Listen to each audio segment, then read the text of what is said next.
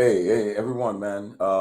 Good evening, good afternoon, wherever you are. Welcome to the closing argument, special edition, weekend edition. It's good to be back. It's good to have everyone on tonight. Uh, I see my boy Henry. Chief. You guys are chilling over there. But guys, it's good to be back, man. Come, let's talk. Let's talk. Let's chill. Let's talk about trending issues. Um, that's affecting the country. Let's talk. Let's talk. Um, just to chit chat for a while. Yes, let's just chat. Let's just chat. Uh, but it's good to be back. Today is the 24th of May, and uh, this is the busiest weekend in America, Memorial Day weekend. We have thousands of people traveling to various states. They are traveling to see relationships, their family members. It's our own decoration day in America. On Monday, which will be the national holiday, members of the military will be at the various cemetery, paying respect to the honored dead. Today, President Trump was at West Point earlier today. So please, this is why it's called Memorial Day in America. So that's why we like everyone's in America. Those who reside in the continental USA, they are they are they are traveling. They are celebrating this holiday. A lot of cookouts going on this today. I've been invited to a lot of cookouts already too. People having cookouts all around America. People are graduating from high school, from college. Uh, in fact, I'll be going to my sister Fatima daughter's cookout tonight, later on today in the evening. I just talked to Fatima a few minutes ago, and I'll be going there. You know, that girl who's graduating. I saw that girl when Fatima was pregnant with her. So that's how long I know Fatima. We've come a long way. Politics aside, I don't take it personal with politics at all. Those who take politics personal, they got far way to go. Because the politicians you are fighting for politicians that you guys are making noise for, those politicians they meet and interact. They meet and interact. There's a chat room right now. They call it boxing reload. You have seditians and people from the Unity Party partisans are all there. All the people that are in government, former officials of the CDC government and the UP government in our chat room. They're there. I see today. I see Samuel Toye. I see Mo Ali, Baga Jaliba. All of them going back and forth today. Sam Jackson. They're going back and forth right now. They're just having their own debate. So that's why people don't understand that you waste your time if you decide to take it personal and take it personal to the extent where you fighting for politicians that don't even know you. That's why we call this kind of people blind, showing blind loyalty, because I can't be fighting for someone, the person flying around the world, the person and going places, they wearing the best of clothes and shoes, they living that elegant life, and then I'm here fighting for them. You cussing people for them, you attacking your brother, your sister for them. Why the people are enjoying, and those around the people are enjoying too. You don't see them come and even take part to defend, but you defending. It's a joke. I've been around for long. I understand all the game now, so I'm not going to come put my neck for no politician or defend any one of them, especially when I know that they really don't care about the people or care about me. So that's a joke. So anybody think we're happy that way, they make a mistake. I don't play that game. You know, I see people going, they'll be fighting, causing people, attacking people. Oh, you this, you that. But the politician you fighting for, you doing it for, they ain't care about you. They're making their millions. They plume the money that you guys are the country money, you plume of it. But you're fighting for them and advocating for them, making and breaking out your relationship because of them. I call it a joke. Honestly, it's a joke. I really don't care about what people will say, but it's up to you. And the good thing, I'll tell people a good thing. Some of us find ourselves in this great country called America, where except you're lazy, if you're lazy, you won't work, it's up to you. If you want to improve yourself, it's up to you. But if you can go to work and get paid, make your money, what do you care if somebody say things about you? Yeah, I see my boy, man. I miss this boy a lot. I used to see Yeba. I used to see it was like with KMTV now, he's at LBS. That's a good pick Fafagon made. He's a great young inspiring journalist, and he's coming up. And so I said when I told Fagon, I said that's a great pick. You won't regret. He's someone who knows his job. He knows how to interview. He's committed. He's very time conscious. So I said, man, good to see you. I come to Liberia. I will see my niece when I get to Liberia. When I get to Liberia in July, I will definitely see my niece. Yeah, I see Nelson Don from Barnesville Estate. I see Harriet Marcus. Good to see you folks, man. Good to see you guys.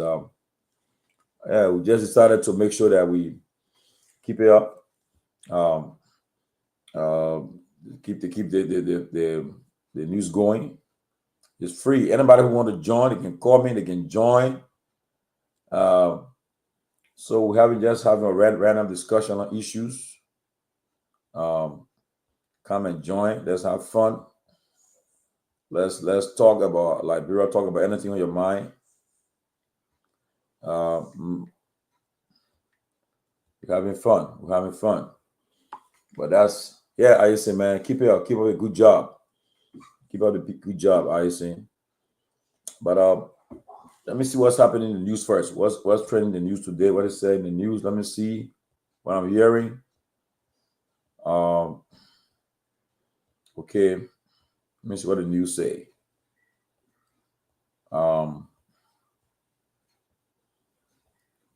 It said I got the news I'm hearing. It said a Liberia flagged container ship MSC Elsa 3 capsized off the coast of Kerala near Kochi on Friday after departing from Vinjinjam port, prompting a swift and large-scale rescue operation by the Indian Coast Guard.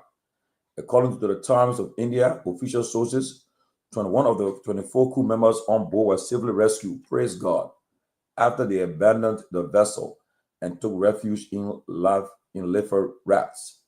The ship's captain, chief engineer, and second engineer chose to remain on board to assist with planned salvage operations. The Indian Coast Guard deployed multiple ships and aircraft to the site and is continuing to coordinate efforts to stabilize the vessel and assess the situation. Some containers have fallen due to the vessel tilting and a risk assessment is in progress. All efforts are in hand to maintain the vessel's stability, the Coast Guard stated, as reported by a news agency. The cause of the capsizing is not yet confirmed, but adverse sea conditions and possible technical failure are being considered. Maritime authorities are currently investigating. Environmental agencies and port authorities are closely monitoring the incident to ensure there is no spillage of hazardous materials or any threat to marine ecosystems. Contingency plans are in place to contain any potential pollution or damage to the coastline. Efforts are still now focused on stabilizing the vessel, securing and remaining cargo, and ensuring the safety of the 3 crew members who continue to work on board. Salvage teams are coordinating with local authorities and international experts to recover the ship and minimize further risks. This incident has once again highlighted the challenges of maritime navigation in the region and a critical role of the Indian Coast Guard in ensuring the safety of seafarers and the marine environment. Meanwhile, authorities are closely monitoring the situation to prevent any loss of life or environmental damage. Wow. Wow. This is interesting. This is interesting. But we pray that nobody they say they rescued 23 persons already, and they are still trying to get, I think, 3 more persons. I pray that everybody will come safe. I agree with my big brother Elmer Phillips. Politics is about interest. Politics is about interest, and alliances, not friendship. So true. You don't understand. Politics, you see America here? You watch one of President Trump's cabinet meeting. The people can he go around the room. What do you say? Everybody praising Trump. They don't want to say, Mr. President, you are the best president ever. You are the best president since independence. You are the best president. Trump, let me look at that. Pete, what you say, Pete? Defense, justice, yes. What you say? Transportation, what you say? And everybody around the room praising the man, giving his kudos. Nobody can say, Mr. President, interest, because the people know exactly. By being on in Trump's cabinet, you know what it means. Last night, the man held a dinner for 200 persons. And for one plate, $1.8 billion for one plate. Oh, imagine 200% attended the dinner. Check it now.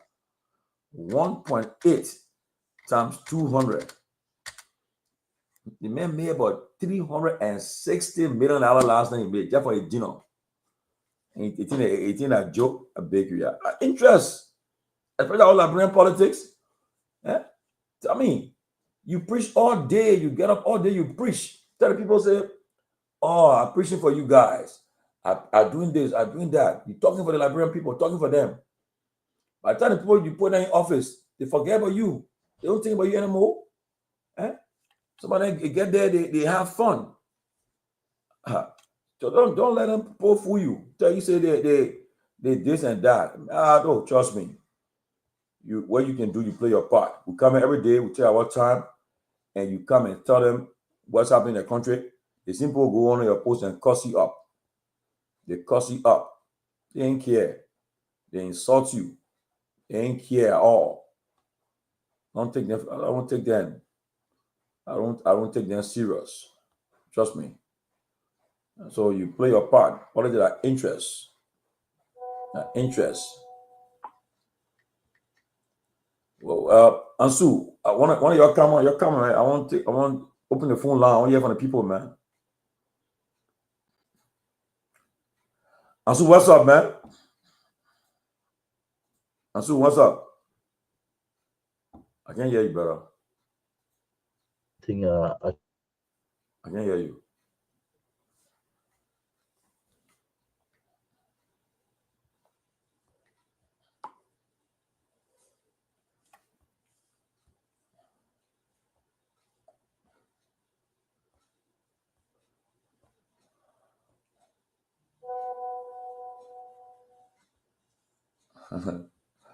Tula Gibson, what's up, Tula? What's up, Tula?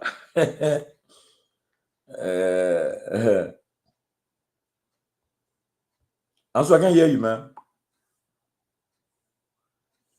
Are you getting me now? I'm hearing you now. I'm hearing you. Thank you. I said good to be here. Wonderful. Just back home today. We just been experiencing rain. The weather just cold. So but we are on our normal. Everything going on smoothly. Normal activities still going on. Good weekend. And good to be on the special edition closing argument. Thank you, brother. Yes, man. Yeah, it was raining earlier today, but then right now the weather is nice. I was just driving, people having the weather having a cookout, people eating, doing a barbecue, and drinking and eating, celebrating the graduation of their family members, the loved ones, the children, everything. They having fun. You travel anywhere right now, and throughout any state you're going, people are just having fun. Ruth, Robert, you're still on his out. You'll be talking about you're too tired. Like people, you didn't really, people really care. A bigger man. People ain't care. Also, You open Yeah. the lines for me. Let me take some calls. Let me hear from people. So, welcome, folks. You are listening to Truth FM, the closing argument, live. I know some of you guys saying, "Wow, the closing argument is on a Saturday." Yeah, so it is a special edition. You can call and participate. Let's just hear from you. Back home here, have your say what's happening, what's going on. Uh, and you can see right here on the closing argument on 776-9274-72 plus 231-776-9274-72. What is on your mind? Share with us. It's Yeah, a share special what edition. your mind. Roof. How Yeah. about you back? Can't join us. Roof. All you want to do is right. Zero seven seven six nine two seven Roof, four come seven join us. two. I want to tell you, come join the conversation, Roof. You want to be writing. Come. Yeah. Have your say participate on the show now by calling us on 776-9274-72. What exactly on your mind? Good evening. Good evening, how are you, sir? Yes, sir. Go ahead. My name is Samuel Fosan. I'm calling from Johnsonville, yeah. Johnsonville. Which part of Johnsonville? Johnsonville, Frontier on Life. Johnsonville is with District 2 there. District 2. All right. Let's say go ahead. Yeah, I'm concerned about to do a party, a CMC party. We want to know the way forward so we can get our membership from, so we can see how best to get into the leadership. Okay. You guys want to get the membership form from CMC. So one thing I will always say, just keep listening to the radio. All information concerning CMC, you're gonna get it right here on this radio, especially the closing argument.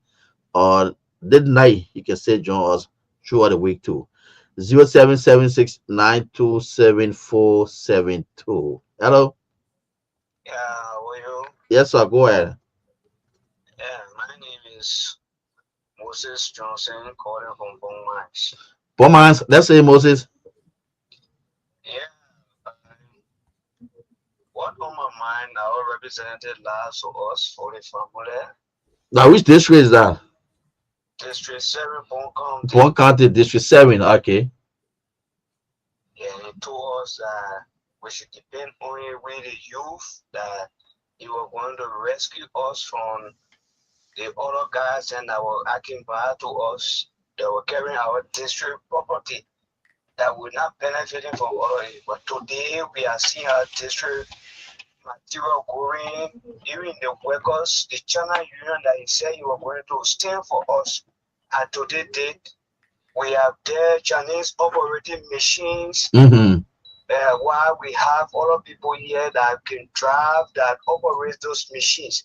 But Chinese on the mine operating as speaking to you now, the Chinese all in the equipment there.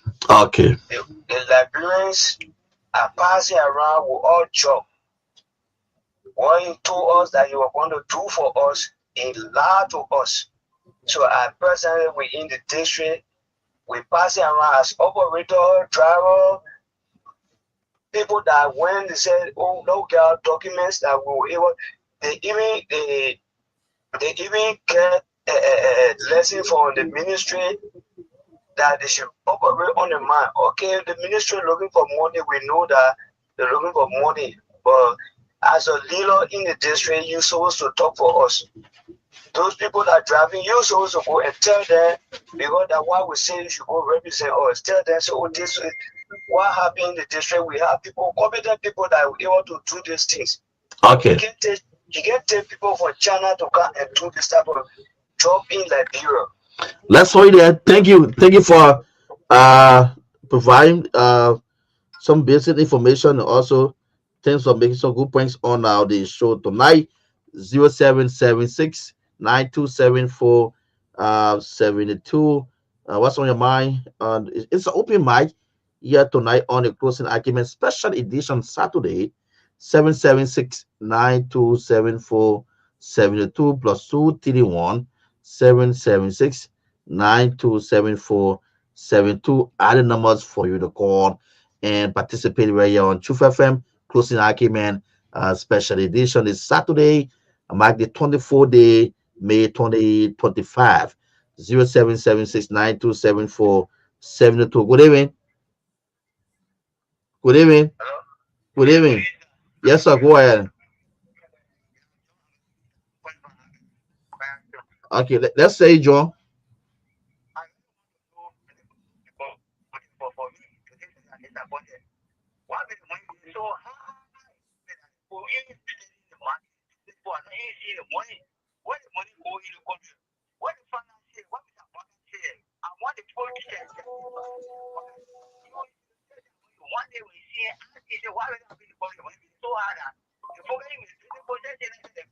Now we want me to go ask now. Who do you want me to go ask? You said you go ask as you go ask the president.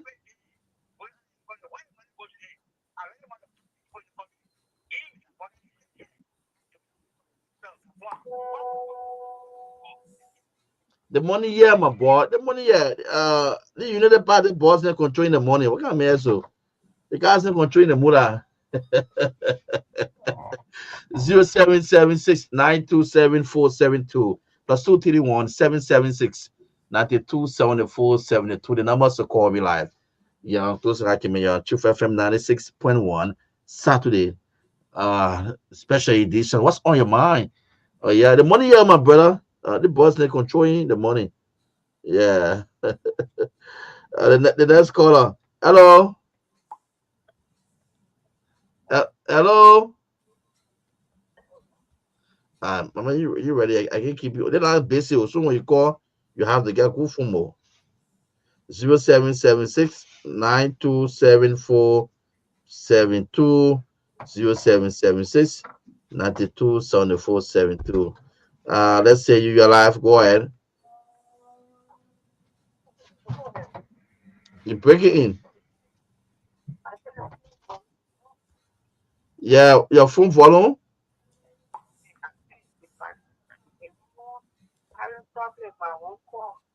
Yeah, but you already on. So it's funny now. You already try.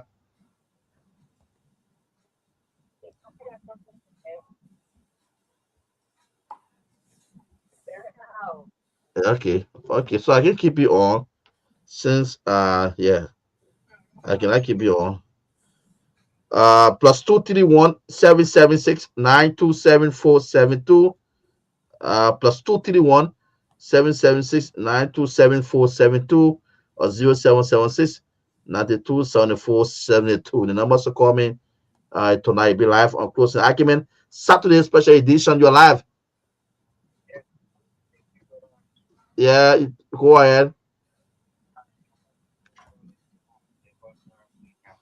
Can you people small screen in that voice? You are too low. What's the problem? No, man, I'm hungry. Yeah. Yeah, you're not better. Go ahead. Okay, it was frustrating for us and for our people in Liberia to be like every day we doing one thing over and over. And can I get the result? I think it's about time we take another turn. Why? Oh God. Oh, lost that man. You off, please. Not me. Oh, I think your credit finished. All right. Yeah. Let's say go ahead. You are live. Go ahead. My name is Alphonse. I'm calling from Ghana. Okay, let's hear you. Yeah, the problem here is how to do with our press now. People Liberians are turning to they calling them Soko. Where the women of this country, what they are doing, they are children sporting that day. Now they come in they are left just sporting our children. They're calling them Soko. They Liberians that will know the use of all the things that they can. We are American people. They are not Soko, our brother, they're not Soko. Look at our country, everywhere you go, our brothers are sporting. What the women of this nation doing, my brother? You're like you get this I'm talking about money, I'm not talking about football, I'm not talking about president, I'm talking about our brother that are sporting in this country, brother. It's important. saw there. My brother was dying by storming the place. What the mother of this thing? We have a mother there. There's no more mother again. Oh man, yeah, my man. The washing, yeah. Yeah, my brother, our mother they need to spend on. All those things that are happening, our brother is funny.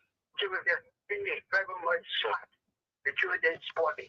So what the army there for now? I thought the army there to discipline like this. Why they can't choose the army here? For the army that they there to defend the nation, not to defend representative.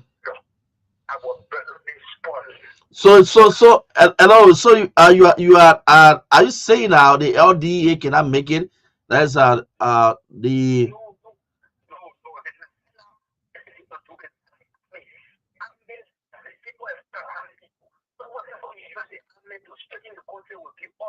okay. You can't train the people that you keep them in the barrel, they get if our nation and so that our country, look at our brothers spawning my brother. Look at the children that just in the community are living.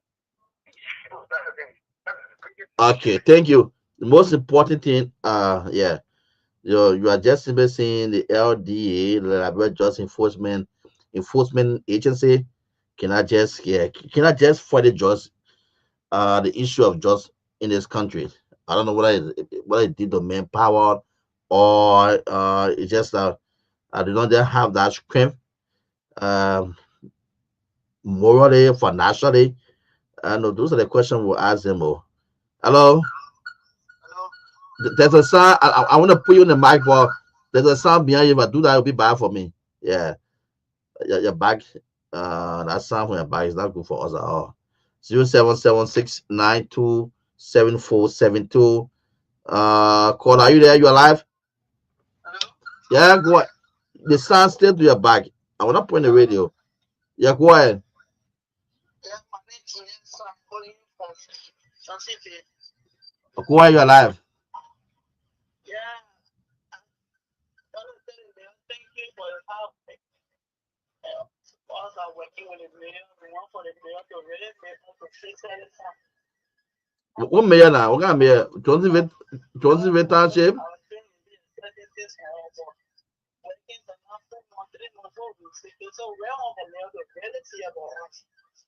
Okay. Okay. And that is so. Yes, that woman, she said she went for mayor to really try her best to see her best they can get a pay on time. Mama, who you put a saying the problem though? The problem with them too, Ansu, they're complaining, but when it's time to vote, they'll vote for the same people. And my problem I got with them. You vote for the same people. Look, I'm clear. Right now, you hear me now and hear me clear. Right now, my whole goal is to see a third option or new. I want new leadership for Liberia. Not the two parties that have been dominating the political scene for the last 20 years. I'm clear with that. And we don't want to have only two alternatives. No. You try something new. Try something new. That's why we bring our party. We're coming. When I talk to Kehleboe and say, our invisible party are bringing. I keep on joking. Wait and see 2026. You'll be surprised. We're clear with that. It's about time the Liberian people they should be able to see with both eyes. You try something for the last 20 years, and nothing ain't work. You stay the same thing. You still want to be trying? You want America different from Liberia? Get it clear. That's why you have the two major parties there. Don't compare with Liberia. But at least when the other party gets power, the other party they impact people's lives. If it impact people's lives good, they give you a second term. If not, they give you one term. Yeah, but you tell just now. They say okay, election will be held 2029. You'll get it going. Instead, what they will say, the person here this, the person here too short, the person here the person can't talk, they can't talk man. The person can't talk, they can't talk hard. The person know how to dance. The person get laugh. they get smart. I mean, that reason why you vote for the person for. The person this and that. But the person policy, the person vision for the country, that's what you should think about. You know, and we'll use our time to try to help to educate you people that stop voting for the wrong people. Yeah, we all have been part of it too. We all have supported the wrong people too. But it's about time that we say, look, let's focus on a different option. Different option. 2005, you give power to UP. 2011, give back to UP. 2017, you give to CDC. 2023, you give it to UP again. So tell me now, and you're still complaining? Things have not changed. Why can't you look for an alternative? You got people, you got to put in the race. General Councillor Gongloe, Mr. Commiso, or that the money say they want contest 2025, they'll find somebody about them. So yeah, that problem you're facing. You'll find until you can get that. You're listening to me on radio happy, but you should start thinking about the two parties that have governed the country for 20 years, and you're still complaining. You don't complain because it's just another group coming to power to move the other one to do the same thing that one doing. What difference you're seeing happening? Just a cycle. A cycle. Yeah. Well, good move. The next will come. Criticizing this one.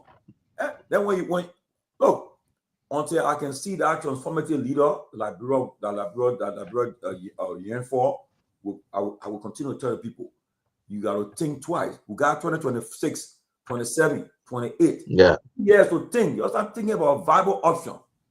Okay? You say, you something though. When I try this, let's try a new person. And see the difference. But right now, all day they're complaining. They person try the project. The person, my project is doing. We started, give me a break. What project you own? Most of the projects are funded by international organizations that fund these projects. But we're not. But we complain. But yet and still, we find ourselves in the same thing. You know. But look, we'll continue to play our part. We'll tell you guys. I'm clear with you guys now. I'm starting my stuff. The two parties are the number option for me. No, number option. Yes, yeah, number option because they are not showing me that they will transform the country. When I see the national budget, when I see the budget that they say, oh, the government have cut salaries, cut the benefits. You pay for people giving them, you buying cars for people for $40,000. You buying car for people for $50,000, and then you tell me say the people impacting the country. No, don't let anybody fool you. They're not helping you. If that young boy, 8-year-old boy in Burkina Faso, people can say, oh, the military man. I agree, but if he had not put his foot down, things won't happen in Burkina Faso. What you see happening? Look, they just invented a military vehicle. That's what they invented. And I can bet you, Liberia also start exporting Liberia, so they'll buy, and guess what happened? The money going into the Burkinabe's economy. So look, we got to get serious, or else we'll just be complaining. You got thousands of people leaving universities of Liberia, very universities in Liberia, every year, and they are no work to do, no work for them. No job. Investment. And who invest in Liberia when they found out the country, they having each everyday problem, everyday protest, every day they won't happen. And every day they can't respect the Constitution, they can't respect the Supreme Court. Who will try to go in the country? We got to get serious, but you're complaining. And then the people in America, they try to come and try to help you out, but yet you attack them. I'm telling you, except those in America who lazy. But let me share something with you today. Those in America, every time they take pay, they take Social Security from the pay. They put it aside. Some people get 401k at a pension. They put it aside. They get medical benefit. They put it aside. And imagine in America, when they fire you, you can file for unemployment. They tell you, say, when you're working, they're taking money for that, they're setting it aside for unemployment just in case you lose your job. You can file for unemployment. You get paid for almost 12 weeks until you find another job. When you reach 65 years old, they retire you. Social Security start paying you. They pay you till you die. Yeah, you get Medicaid. You get a medical benefit until you die. if you get young children, they will give your children, take care of your children to get your children on your social security check until they reach 21, I think. If you marry, they give to your spouse until that spouse remarry. Yeah. You see? I see I just recognize the free thinker, the man who controls the link truth. They call him the great Ahmed Fofana Siddiqui, the national vice chairman of the formal rulings program for democratic change, CDC. Siddiqui Fofana. Welcome, Mr. Fofana. I mean, you muted, man. You muted. Yeah. Dr. Josh. Yeah, brother. What's up, my man? Can you hear me now? Yeah, you loud and clear. All right, man. What's going on? What's going on? I mean, I just want to tell people the lines are open, and they're calling, they complain about the hardship in the country, complaining about other stuff. I'm reminding them that it's about time that they start doing the same thing over and over. Start voting for the same two parties. I know you won't like it, but yeah, but you voted for UP 2005. Then you get on second 10, you get on another 2011. It's okay, we'll finish on UP now. Let's try CDC. They brought CDC in 2017. CDC, when they want to get here, they said no, they want to buy with changing that. They gave by the UP 2020 or 23. So I'm telling you now, and then they stay complaining. No, don't look for a tail option. I'm all for a tail option. If you get it, if you support the tail option, you on the same team. But to keep on with this same old thing you guys are doing is a joke. Like Ruth is saying, I agree. She said, our people are born to suffer. They like it. It's true. Huh? You see?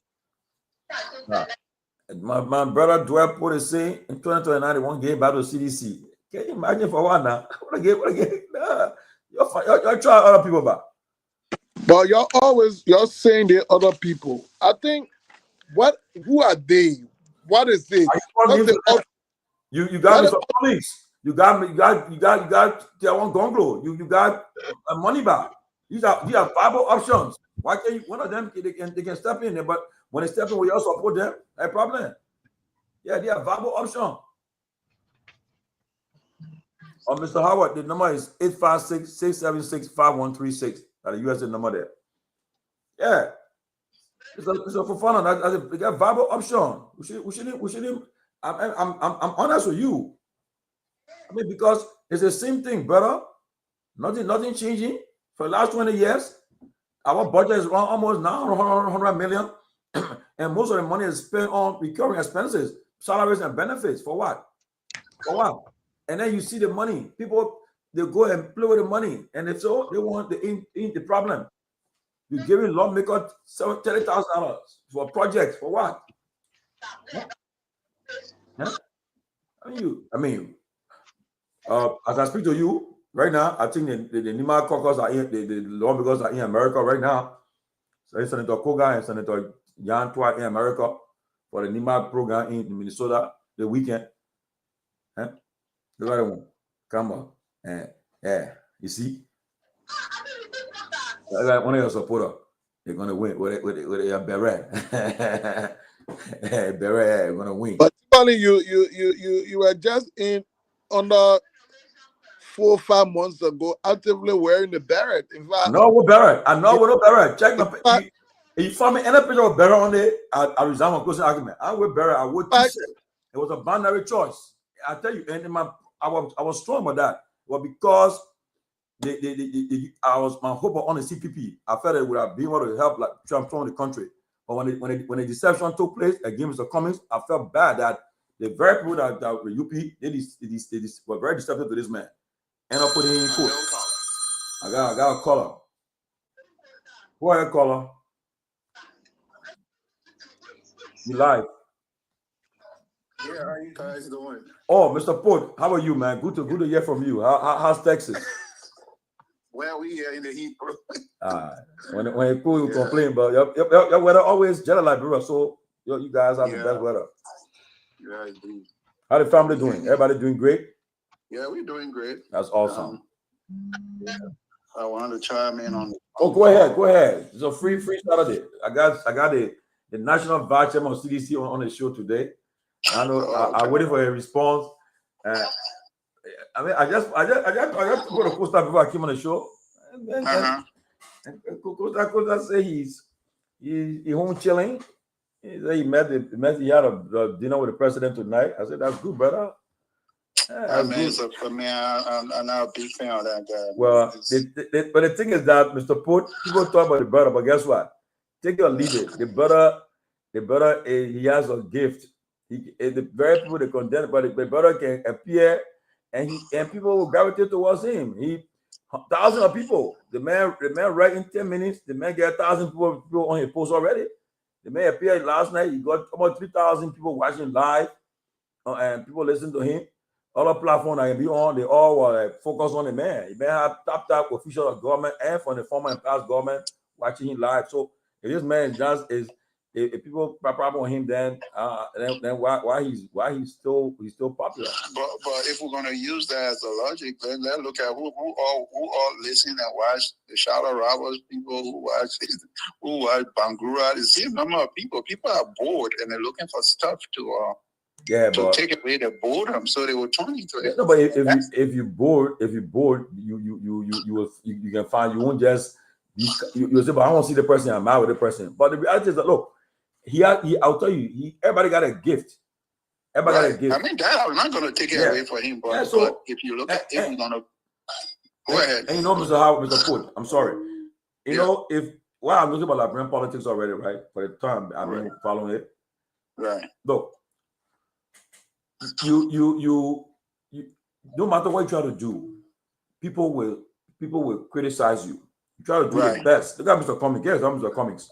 Oh yeah. The Comics came in. The man left the corporate America. The man went through real audits in corporate America. Nobody found anything with him. He came. The man worth more than $100 million. He comes to Liberia, said, I want to help my country. He retired. Everything went fine with him and family. His children and all things fine. He comes to Liberia, I want to help my country, to transform my country. What they did to him? They demonize him, they attack him. Everybody went after him. Draw politics.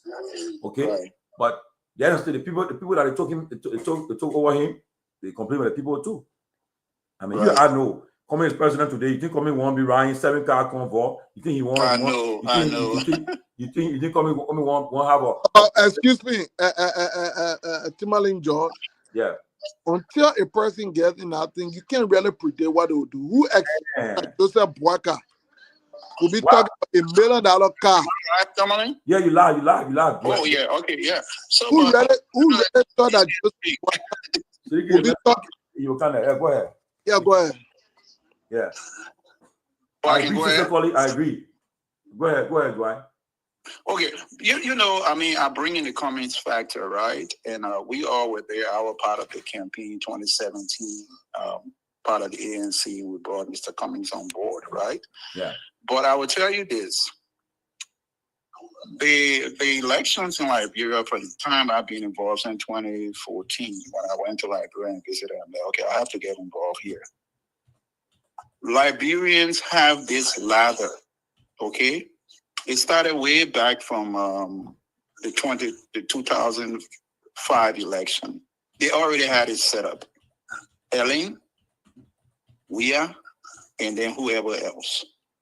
And these people will go by that playbook until someone say they're tired. And that's why I brought it on the last time I wrote on my post. I said maybe Myean should have won in 2023. And come 2029, we will not have no boycott or no Myean on the ballot, because the old man are going to say, I'm going to sit down for you and rest myself. Myean would have served 2 terms. And sorry, I'm calling him Myean because he like my boy, but I didn't support him. But that's it. We would have been done with this thing. But yeah, we got for final year now, or somebody just from the CDC group say Myean going to win in 2029. That was the what he said. Somebody put that on the thread just now. You go mute.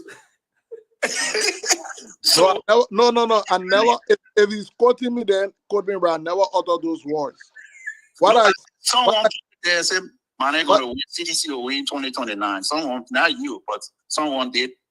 right there. That CDC will win in 2029. And we are how many years away from that? 4 years away from the next election. And people are beating this drum. Myean has not even said he's going to contest. Okay, he said, I ain't hear it. Right, but we already beating the drum behind this man. Yeah. Exactly. We already beating the drum behind this man. So that means there's already 42% of the electorate already going to start making up their mind before we go to the polls. So if Myean going to be commanding 42%, or if you do a poll now, that's what he's probably going to poll at 42% of the electorate already saying we want Myean back. Do you see this uphill battle from the likes of the Cummings of the world, the Moneybar of the world, the Gongloe of the world, the Appleton of the world, which of course I got to put my man in up there because I'm not speaking as SD of GDM, but I have to put his name there too. So can you imagine the uphill battle that these other men have to push forth? So until, and we always blame the electorate. Or they're not educated. They don't know the voters' education. What kind of voters' education we have to tell these people here, Tomalin and Fofana? What kind of voter education you want us to do? When the man that voted for Ellen since 2005, he's still, sorry to use this analogy or the comparison, he's still sitting in that zinc shack. His daughter that he had 2005, she's now 24 years old, still living in that same place. So what kind of education you want us to give these people? You're looking at your life. You jump behind the Kogas of the world and run in the village in Lima County. The man been there for 13 years. He even built one little town hall for people to sit in. The other day he had campaign in his place. He was using palm tashes for the people to sit on it to campaign. But he leaves from them and comes to Monrovia and sit in the air-conditioned home. What kind of voter education you want us to do? Especially us in the diaspora. Okay, so listen. When George Weah came to politics, yes, he had the name recognition. He was a soccer star, and he was loved already because of his role as a football player. So it was a little easier in terms of selling the name. Notwithstanding, he was an outsider. The political class, the quote unquote intellectual, were not prepared for him. So I'm saying that to say it was a Herculean task for us in CDC to have penetrated, to have gotten a seat on the table. Remember now, for this man to have even, for this party and this man to have even been registered, it was difficult. It was almost impossible. We went to court. We were almost on last days of close before CDC even got registered, and then George Weah finally accepted. I'm making that point to say that it wasn't a bread and butter thing. We were consistent. We lost one elections, we lost the second elections, but we persevered. We built. So we went for the top. We went for the top job, the presidency. We didn't win the presidency in 2005. What did we do? We didn't pack our bags and go away. We expanded. We came from being horizontal to vertical. We went into the communities. We built cells. We spread a narrative that this is your own. This is your thing. We transform an individual in wanting to be president to a movement that lasted over a period of a decade or more. And then eventually, after two or three attempts, Weah was finally elected. And to show that the Liberian people don't just follow because you're popular or because you did, but rather they want solution to the problem, they rejected George Weah again in 2023 after. So why? So what exactly, Tommy? Let me just come to his point. Let me. The point I'm trying to make. Fofana. If I would let me end. That's your logic. If that's your logic, so can you agree with me that ANC went through the same playbook? No, they haven't. They haven't. No, because if you see no, they haven't. Lost, right? No, but yes. Yeah, you said we lost in 2005, and you guys went and recalibrated and came back, and you lost again in 2011. Yeah, but the point, 2017 and lost. So the point, here's the point I'm making. Here's the point I'm making to you, which is we're trying to set the table here. You're saying because Myean they didn't win based on his popularity, right? He won based on the ideology of CDC, right? Let's do that. Okay, I'm setting the table now. If you allow me to finish, probably you. Yeah, go ahead, Land. The point I'm trying to make is response to your question as to what more can perhaps the ANC or Cummings do.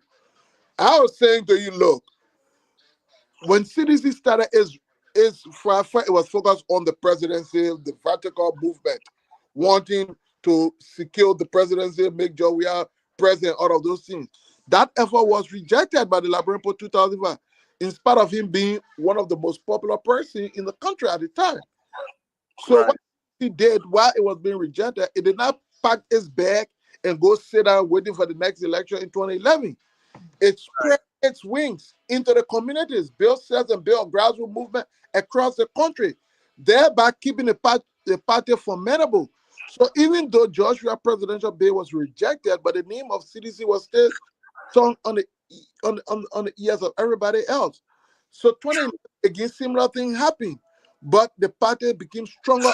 As the party lose an election, it yet became stronger. Now let's put it in the case of the ANC. ANC lost election. What is it about them? What are they doing? What do you know? I'm a grassroots politician. I can tell you for a fact there is no structure. There is nothing about the ANC practically visible also of coming on the grounds in Liberia, except that Yaya Coming wants to be president. At some point, that is not sufficient. You will need a grassroots movement to propel you.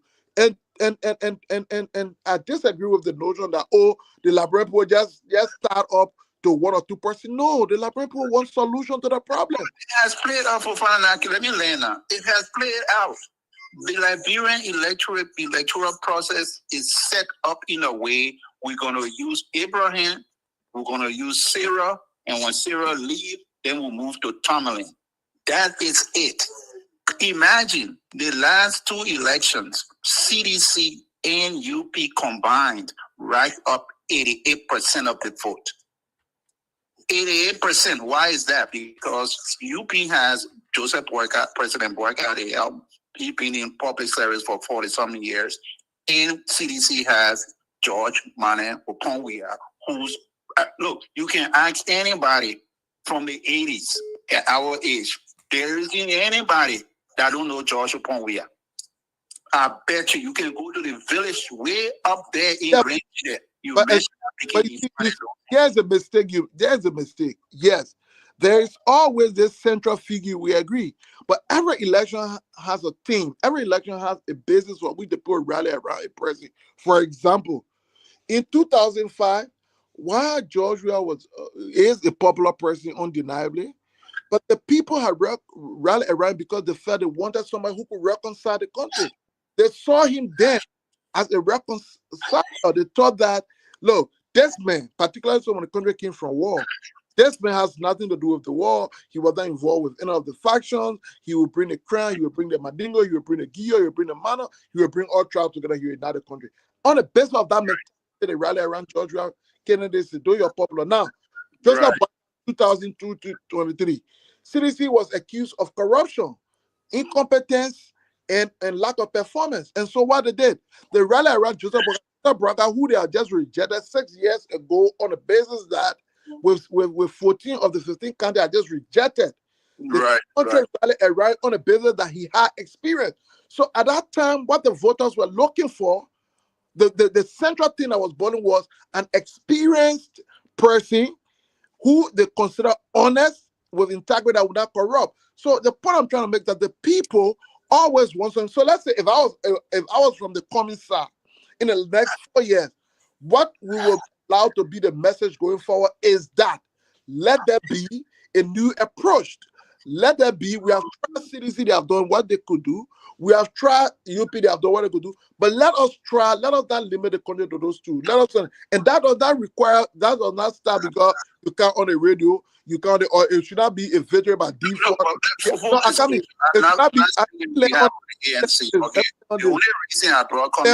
me tell on this. Whenever you cannot say your path to victory must be we must be excluded. No. Build your capacity, build your strength. I didn't say that. What I'm saying But you say we should be excluded. I said that's how the Liberian electorates are. They already have it stacked up. But I'm saying that's not true. The electorate, and that's the electorate. The numbers are there.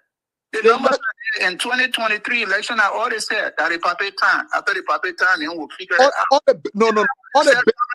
the basis that the puppet were perceived to be one, somebody with integrity, the puppet were perceived to be somebody with experience, because the CDC own performance have been alleged to be one, corrupt, having had sanctions of its official. The CDC own experience was being deemed to be incompetent and stuff like that. And so, while it is true that Liberian people said that the puppet time, but they saw the puppet as a person who could deliver experience and integrity. So it wasn't a vague choice. Why do you think is that? Why you think is that? Why you think it is because the Liberian people always want solution. Now, why is it George we are now? No, they went right back to the playbook after John. So why is George we are coming into the conversation now? George we is coming into the conversation now because that's the drum beat right now. It's a eternal pull right now. But you know why that is the case? You know why that is the case? You know why that is the case? That is the case because the Liberian one has started growing frustrated with Bwaka on the basis that. But there is people that got frustrated with President Weah. Yeah, but then they're comparing the two. They say, look, Weah was a quote unquote novice to this job, so he messed up. But how is it now that this man, who we thought had all of the experience, messed up like this? George Weah then was a little better than for the CDC angle, right? Let me ask you this question. Yeah. Wait. One question. Before CDC won the 2017 election, right? Yeah. Give me a real tangible project that CDC carry out besides running around and yelling muya in the community. But it would not be fair to just say what CDC project. I challenge you to name me before. No. Wait for me. Wait for me. There's a part B. So what is CDC's? Well, point to me another CDC project post-election since you guys vacated the scene. Okay, so listen. Okay, you asked the question. Let me after. Give me two projects. In all fairness, in all fairness, before election, there weren't any. Exactly. And after you guys, but that is not unique to CDC though. Ellie could not. Exactly. And this could not point to any success project. We need to change the narrative. We need to change the whole. And even Cummings cannot point to any substantial project in the country.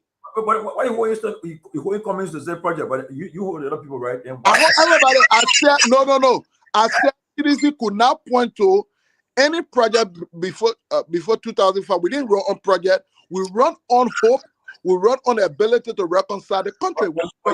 You said Cummings should open factory. No, the man asked me a question. What was the project CDC? I said that problem is not unique to CDC alone. It's to everybody. So a cassava farm that you guys did from the time 2025. 2005. You guys entered the political space. No, not even a potato green patch. But okay, show me who did potato green patch. That's what and this is what Tomalin is saying, and I'm saying we need new people. So let's come to this alternative. Let's discuss the alternative. What is the alternative saying? What are they GDM? Let me see the alternative now. Wait, there's Eddie Appleton from GDM. Who? You say what? There's Appleton.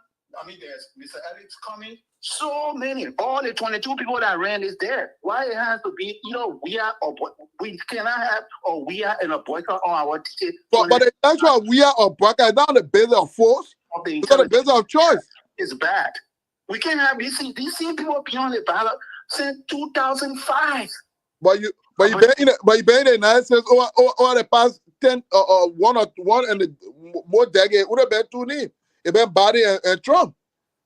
And it been Harris, and it been Obama. It been other people. But yeah, but two, but it's an boycott that we are beyond the ticket since 2005. but Trump body, Trump body, Trump body, Trump. Let me learn. These cannot be the only two sharp knives in our drawer in Liberia. Seriously, come on. But the point I'm making to you is, you see, that's a weakness for the third party people. You have not built anything substantial. You have not proven to Liberia for what you can offer. You have not calling names to me. You outside of government funds. But let's see, if they're just going to build a calling name, you think myself can come and need to be president of Liberia? Myself can be president of Liberia. But quietly, nobody's stopping you. But we can't have the two people to be the sharpest knife in our drawer. The point I'm making is, when those people who want to be president must walk the walk for it, brother. It can't. There will be. But Siliki, that's my own boy. What did before he became president? They go election here. What did Waka do before becoming president? I'm not trying to defend George Weah yet. I'm not trying to support or call for his bid. All I'm saying is your argument for, you're not advancing an argument for a third party, rather you're advancing an argument against a candidate, and that's wrong. I think what you should be doing is trying to sell a vision of a third party, not a Liberia forward. CDC and UP, Liberia honor CDC and UP. That is the greater mistake to make, to think that don't sell a third party on a basis that. Wait a second. Let me draw the contract now. UP by 2029 they would have held on to the presidency and running the Liberian government for 18 years. Let's do the math. These people were handling a budget of almost 800 million. Do the math. Do you know that how much? That's about $2.something billion. And both parties have failed to at least lift 100,000 Liberians out of poverty. Now, this is the argument here. Can CDC tell us, your party, how many people you people raised out of poverty compared to what your finance minister said 27? Okay. So let's say, let agree that the both parties fail. The third party, what are they offering? Give me what are they offering? Let us set it then. Let's go to the third party. Who? Qualified. First of all, calling more than 5 different names. 5 different names can be president at the same time. It cannot just be within only the Liberian budget of 800 million to pass. Hey, my brother. Your strength should not be finding default in the opponent. Your strength should be shining light on your capacity and your ability. Wait. Let them put it into the football analogy here, right? How am I supposed to penetrate and score and beat you? And so we find it falling in your defense. No. You should prepare. No. You should not come to the game believing that my number 5 is sick or because I saw my No. Wait for me. You should not go to the game hoping that my striker player should get sick, he will not play. So then when that happens, you will win. Don't do that. Go to the game. Go to the game. Prepare. In your defense. No, do not go to the game. Do not go to the game hoping that my number 9 striker will be substituted today. Vinicius at Real Madrid. Vinicius will not play, so will win. No, go to the game knowing that you have what it takes to win. I will find fault in your defense because in number 5 maybe you can't move. But what if you don't find fault? You have no plan. You hope to find fault. The point I'm making to you is, what do you have to offer? Tomalin John, third party today. What is the third party getting offer? You need more than 5, 6 person. No, let us focus on a person and see what do they offer, what they have to offer. And I to run. Let's see who CDC will find. I will let my name know as a picking. Don't run. CDC got a lot of people that they get broke. So let me tell you. At some point, to be honest, I wish George Weah was never going to be part of the conversation for 2029. I was hoping that CDC could bring up a different person. And from the way Braga Desmond performance right now, I'm telling you, with the strength of CDC and its desire to win the next election, we got plenty of people we can put on our ticket that can give the victory. I may ask you anyone. Name one. Name now. Fonati Kofa, Sir Joseph. Sir Joseph right now, you know, I ain't here right now. Yeah, until that happens, I'm naming him. The way I treat that Fonati, all the long because easy when. But let me ask you, can any other people be president? So I come in. No. So are you saying to me that the people you name are better than Sir Joseph and Fonati? No, but I was gonna say Sir Joseph is not fully involved with easy right now. So I can't wait for me. But why is it then when you name it the third option? Why you can't name them? Sir Joseph need here, brother. Quit So, that. you say what? Sir Joseph. No, man. No. I can't ruin Sir Joseph, can I be part of the conversation? No, but listen to Dwight. Yeah, go ahead. Yeah. Right now, look, I'll be honest. Everybody, I mean, we won't be fair. Everybody can run for president, okay? Right. And when the other people have run for president, and now see your senator for all, yeah, I mean, winning since 2005. So it's not to run. I mean, you can't exclude him from that. You can't dismiss him. We're excluding him, man. We're excluding him. Oh, look, we have to change the pay. We have to. So you see, for you, it's not a matter of a third party option. It's a matter of your party. That's your thing. It is a matter of your party. So your third option is in backs. You supported the guy who took third play election, Appleton. You supported him, right? Appleton. Yeah, Appleton. Yeah, so Appleton. So what Appleton contribution to Liberia compared to Sir Joseph?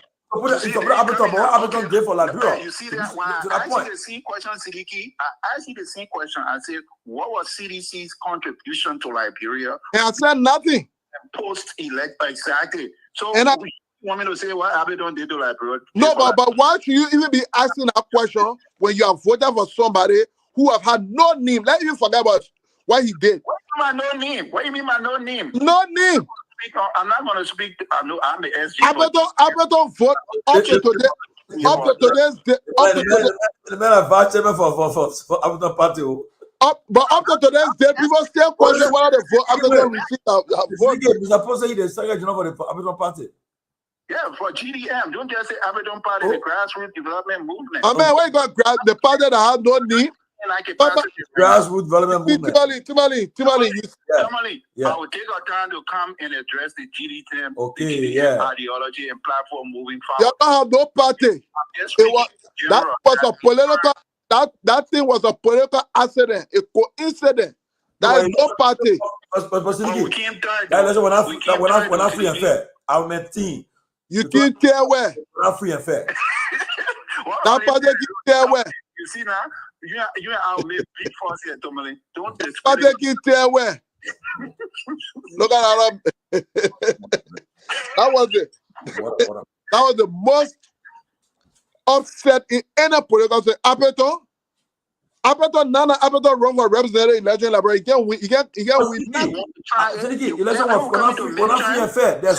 There's no way Appleton won or tear play in that country. No way happy. Like we're not free and fair election. Look, you know what? We're gonna keep. But why you didn't call Appleton near party? Why you didn't call Appleton near party? But I mentioned it. You didn't mention him. Of the world, the Monba of the world, the Appleton of the world, the Gongloe of the world. How can you compare Appleton with Sir Joseph? What are you talking about? Politically, in the presidential election. Politically. Has Joseph ran to be president? No, but Sir Joseph vote alone from Mosrado County over 300,000. Man, because nobody have pushed Sir Joseph, brother. Don't do that. No, but you know who Sir Joseph will give pay the former chairman of the Unity Party. Pay can defeat Appleton any day. Because he's just being around Mosrado. Pay can defeat Appleton any day. They put in bosses, they donate to him, bringing and running Morel Street. But something he's doing, what Appleton has done. Nobody have pushed Sir Joseph. He can't just rule on George. We are kept and won the elections. Sir Joseph won more than 3 different elections. Sir Joseph got one of the because two. he was out of the CDC and Sir Joseph. One time, some time he might live in Myean, he be on his own. He be winning on his own. Obviously, because he came from a popular party. No, but because he look, I'll be honest with you, right? I've traveled with this man in your district before. And I said, look, when other people are having a fun time on the weekend, he's in the district visiting his constituents and talking to them. And you know why? Because he got the money, Tomalin. But he got the money. But then, how much have Joseph made in his last 18 years? But you're right. You got money. Why more kind of for? When the war election that joke? He uses time to right now. He in China right now. Trying to if money can make what we let them come in should be president. It is my honor saying that he get 100 million. Huh? If money is all that needs for one to win election, then coming should be president. He has, I'm told he got close to 100 million. That is not just money; it's popularity as well. But Sir Joseph demonstrated that people are most to be elected senator. My brother. I'm not Sir Joseph's spokesman, but I'm telling you the truth. There is one man, one lawmaker, who has been able to deliver on most or many of his campaign promises. He has delivered. Go to rural Monserrato. Go and see what he's doing in rural Monserrato. Sir Joseph did not only build his name on Akamina. Sir Joseph did not only build his name on CDC popularity. Sir Joseph came from that Ebola thing. For these guys' flaws. But Mr. Paul, let's be honest though. Let's be honest, okay? For me, my focus is on the presidency first, right? Because you need that transformative leader. Now, coming to the people who are elected in offices, let me be frank with you. Most of the people, when they elect them, someone say, you know something, I go for 6 years, make my break and go. I go for 9 years, make my break and go. That's why you see the turnover rate in the house and in our legislature is very high. You find it when, for instance, 20 to 29, you got Senator Delon, Senator Nomblikanga, who again? You got Prince Moore, you got Nukwe. All of them running for re-election. Most of them run re-election, right? They will go again. Yeah, all of them lose. Exactly. But the problem is that our people that who had a phone open, they call it phone, they complain, things hard, hard. So the question is, for me, the songwriter says, if I can help somebody, that my living will not be in vain. Yes.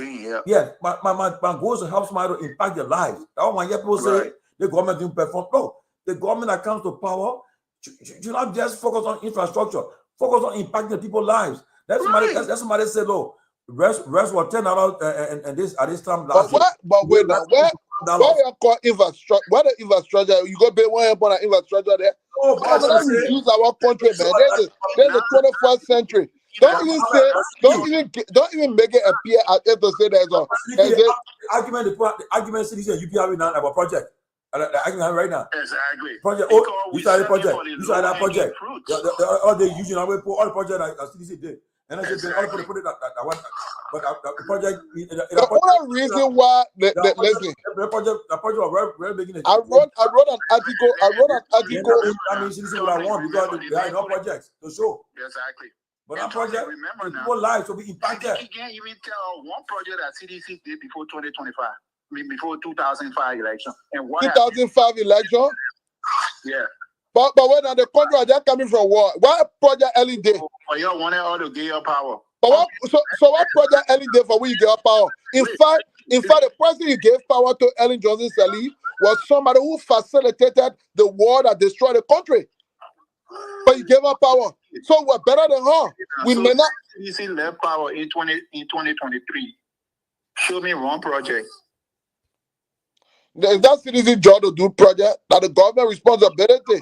Let's forget about project. Show me one initiative, one hand pump, or what? But that's CDC responsibility. But so you see, this is what I'm saying. We drive the narrative so low. It's not so low. That's what government is. Fruit. That's not what government is. You see, you're the one driving the narrative low. When you back to the Sir Joseph issue. You say Joseph doing this, he's doing that, he's doing that. Do you know how he's doing it? Because he's getting paid. No, but you know how many people getting paid and not doing anything? Assuming that's your argument. Assuming that's your argument, you know how many people getting paid and not doing a damn and doing anything? No, the reason I brought us Joseph issue because your brother he said he's presidential material, right? But if you can support Apeton, if you can support a nobody Apeton, then what's about Sir Joseph? But you can't Apeton or in orbit for 18 years as Sir Joseph. You think he will be beating his But where are you coming from? Apeton have gone to visit Liberia. Apeton have gone to visit Liberia on one of his vacations, on a December shit, and he registered the Electoral Commission. He didn't even know he knew on the ballot before he go low. He said he was there. Who didn't know their name? Go on their website, you see my name sitting there. I said Apeton have gone to Liberia on one of the December. Let me welcome. Let me get straight here. My man, Apeton is not my issue here. People are Joseph listening. Boaka is the issue here. I beg you. Any Apeton business from here. Apeton is not my issue. I don't even. Apeton can win any election, my man. Hey, guys, let me welcome Professor Kennedy. Professor Kennedy, let me first congratulations to you and your family, man, on your daughter's graduation. It's a pride thing for our family. Guys, let me leave so other people can come in. So Okay, thanks for the time and tell me. Thank you. Yeah, I get grassroots. My man look forward to you coming to explain about grassroots. Okay. Oh, you see that now? So when CDC came in 2005, this was the same thing at Liberia. Yeah, I look forward to you coming on the show to talk about the party. Okay. Oh yeah. I will come back next time. When I come back, I will Tomalin invite me. So I'll invite you. Yeah, we'll come. That's what I said. That's what I'm saying. That's the development movement, the GDM. We're gonna talk about that party. Okay. Okay, guys. That party was a political coincidence. Professor Kennedy, man, good to see you. I know you've been a business dad. I mean, it's a proud thing. I wait for that moment too to come where my baby is graduating. I'll be so happy. Imagine that your second daughter, right? The youngest one. You know, and I saw college. When I tell people, for instance, right? Look what's happening. The children are graduating, and they're not stopping. The children continue to go. My daughter told me by the time I'm done, she's concerned about her new college she's coming to go to. From there, she said, I want to get my law degree too. I see people graduating too. I mean, you guys the children. So I'm proud of you, man. Good. Congratulations to you and your family, and I wish you guys and the daughter well. Yeah, appreciate it, Chief. And I think it should be an encouragement to a lot of the young people out there. I like the fact that you're saying your daughter wants to pursue something within the law. That's the same thing my daughter, she's doing. We were blessed. And, look, man, I appreciate what this young lady has done. She hustled, managed to land a paid internship with the governor's office on her own, managed to get out of there and then immediately land a job. Within another week and a half or so, 10 days, she's going to start working within the judiciary because she wants to be in law as well. And then I hear you saying your daughter wants to follow the same path. So this is what the diaspora has managed to do. We try to encourage the young people out there because the one thing that the late Nelson Mandela said, he said, education is the weapon we can use to change the world, or the tool you can use to change the world. So definitely, pursuing that law degree or something technical, totally encourage that, man. Totally encourage that. And this is why whenever I'm on TCA, I always hope that the Liberian government will put a little bit more of the budget into the education sector, because all of the countries have managed to do extremely well. The Singapore that we try to compare ourselves with all the time, the Ghana, even Namibia we're looking at, Botswana, Seychelles, all these countries in Africa that's managed to do well, and the ones in Asia that's managed to do well, they all managed to change around when they started putting money in education. They put money directly in education. But on the topic you guys were discussing, I said, let me hop on, and chime in on this. Look, and I totally understand your argument, Chief Tomalin, that we seems to be between Unity Party and the thoughts now that in 2029 it's going to be CDC again. It puts the country in a vicious cycle of poverty. People need to understand this. I understand the brother speaking, that CDC is winning election and it's based on popularity, it's based on politics. They understand the landscape. You can't deny that from CDC. They understand the landscape. But the reality of it, they haven't done that. They didn't make that tangible change to impact the lives of the Liberian people. Because For one, anyone who can show me the numbers that during the time that CDC was in there, they made some positive change to the Liberian people, I would love to see the numbers. Because the United Nations World Bank reported that during the CDC term, poverty in Liberia, the number of people entering poverty, it increased by a little over a percentage point. So more people became poor under the pro-poor agenda. Oh, really? You wonder, you know. So if you look at the case study of Liberia, we're in a vicious cycle. Over 16 billion in aid since the Civil War. Post-Civil War aid, according to different sites, you go to foreignassistance.gov, you see how much money the U.S. has given. You go to the UK system website, you can see how much money the European have given as well. But over 16 billion. Wow. Multiple international interventions. We're seeing interventions from the IMF. We're seeing interventions from the World Bank. And the thing that drives me crazy, and I hope the brother will chime in on this. Chief, we have the resources to make that country to make everybody in that country, put them in the middle class. Wow. Look at the price of gold. Yes, it went up. It went up. Gold is trading at over 3,000 or so, 3,300. Gold. And we have an abundance of that stuff in there. Liberia. But people are doing illegal mining. We don't seem to have it under control. I don't know. But let me stop you there. Maybe sit again. You're going to chime me, right? Let me ask a question, because I was talking to somebody recently, some economist, and they said that the issue was how do we stop or put our dependence on foreign aid? They said, for instance, with the IMF, with USAID cut to Liberia, the compact, they suspended the compact, everything. The person said, but Tomalin, is easy. Almost like what you said, Justin. I said, Tomalin, Liberia now is supposed to say, look, we cannot depend on foreign aid. What we can do, use harness our resources we got and use it to develop our country. Well, for instance, somebody trying to come invest in your country, you tell them, say, look, if you want to do anything, our resources, we have resources, right? But try to do what we want to do with the resources, do it in the country so that we can, but you can't just export our stuff, take our resources out of the country. I'll read something. Last year alone, $1.5 billion of our resources, our natural resources were taken out of the country, and only 182 million went into our national covers. I mean, it makes no sense. Then the guy said, look at what happened. They see that happening in Burkina Faso. They were taking 500 million. The boss said, no, it's not happening. Then they said, but we signed, you guys concession agreement. He said, I don't care. If you guys want to do anything, you're doing in Burkina Faso. We're not going to take our resources, you're carrying out of the country. So I don't know whether it's the leadership or just the country just stuck in the kind of attitude. I don't know why. In 2017, President Boyka made a statement that Liberia needs to get itself off foreign aid. It's interesting when politicians say something, but when they get the chance now to actually live it, they don't implement it. And President Boyka has said repeatedly that what's killing Liberia is our failure to implement. So he talked about getting off foreign aid. And I just knew that there was going to be a time when a president was going to come, the US president, that was going to cut back on the level of foreign aid. And when I noticed President Trump tried to reduce the State Department's budget the first time he was president, he tried to cut it by 30%. I was like, wow. But, the Congress fought against it, they fought because USAID is used to help promote U.S. foreign policy. When he tried to cut it, the Congress stood up against him. I was like, man, I said, if this guy gets elected, I think USAID budget is going to be slashed by maybe 50%. But he came in and boom, he demolished USAID.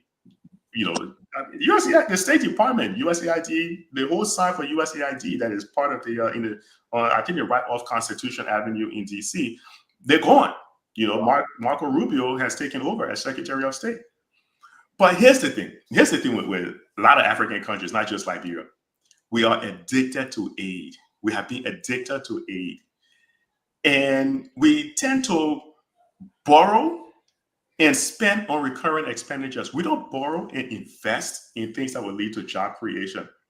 Based on what you were just saying in terms of using our resources and forcing companies to come and invest, if you're going to be doing iron ore mining, why don't you set up a steel plant in Liberia?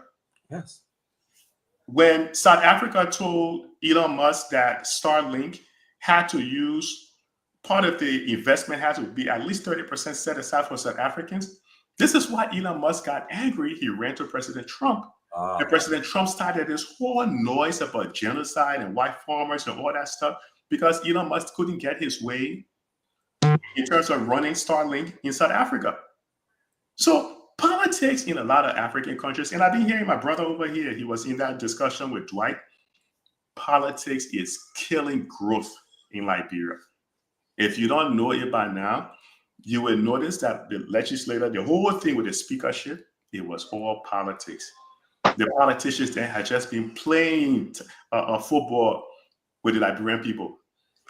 But the other thing is, when you are using your natural resources for concessionary loans, let me tell you why we're stuck in this poverty trap. When you enter the ECF program, the IMF Extended Credit Facility Program, the IMF tells you that you are only able to borrow on concessionary terms. So you get stuck by only using concessions as a means to kind of raise money. You're stuck. You can't get out of the ECF program, but you cannot go like how the young people did in Senegal. Yeah. If the president, yes, Phil. Exactly. So many countries, African countries, then they have credit ratings. They can go to the international sovereign debt market, they saw like the Eurobond. They can go and borrow money based on the resources they have, but it can is I don't want to get too financially technical, but it's something called securitization. Chief, you know it in this country as when people take mortgages, they take all the mortgages from their houses, they take out to package that, and they can sell it to Wall Street, and they raise money to give back to the banks, and the banks continue to lend. What that means is you take your gold, your iron ore, you package that thing up as some type of a security. You can go to the sovereign debt market, you can borrow almost $1 billion, $1.5 billion, and then you can use that money to build factories. Because how do you pay the money back? You pay the money back by coming up now and you're setting up factories now, you're putting young people to work, you're boosting productivity, and the money from that, if you're doing steel and you're exporting it, great. You're creating jobs, you can pay back the debt. But that's not how we're doing it. We've never done it. Siddiqui can chime in. Siddiqui will chime in. But let me just ask Professor Kennedy one question. You can chime in, Siddiqui, with 3 years. Professor Kennedy, so let me ask you right now. So if you soon, you are, regardless of who in office, if you're Liberia finance minister now, and they just told you that they have cut off you used to support. Okay, now how do you call it? You cut off user support. The MCC project has been suspended. The issue of foreign aid is in a dilemma. Now, what will you be telling? You go to cabinet meeting, the president call your economic management team, having a meeting. Say, well, yeah, where we are. What will you put forward to say, well, that we able to stimulate the Liberian economy and keep the government afloat? Well, what will you propose at that moment? I mean, we just discussed it. I mean, people can say, "Oh, don't let a man share his knowledge." But my people, we're having a discussion. Please, you're please getting a break. I beg you. Look, listen. What I'm going to say is going to be nothing new.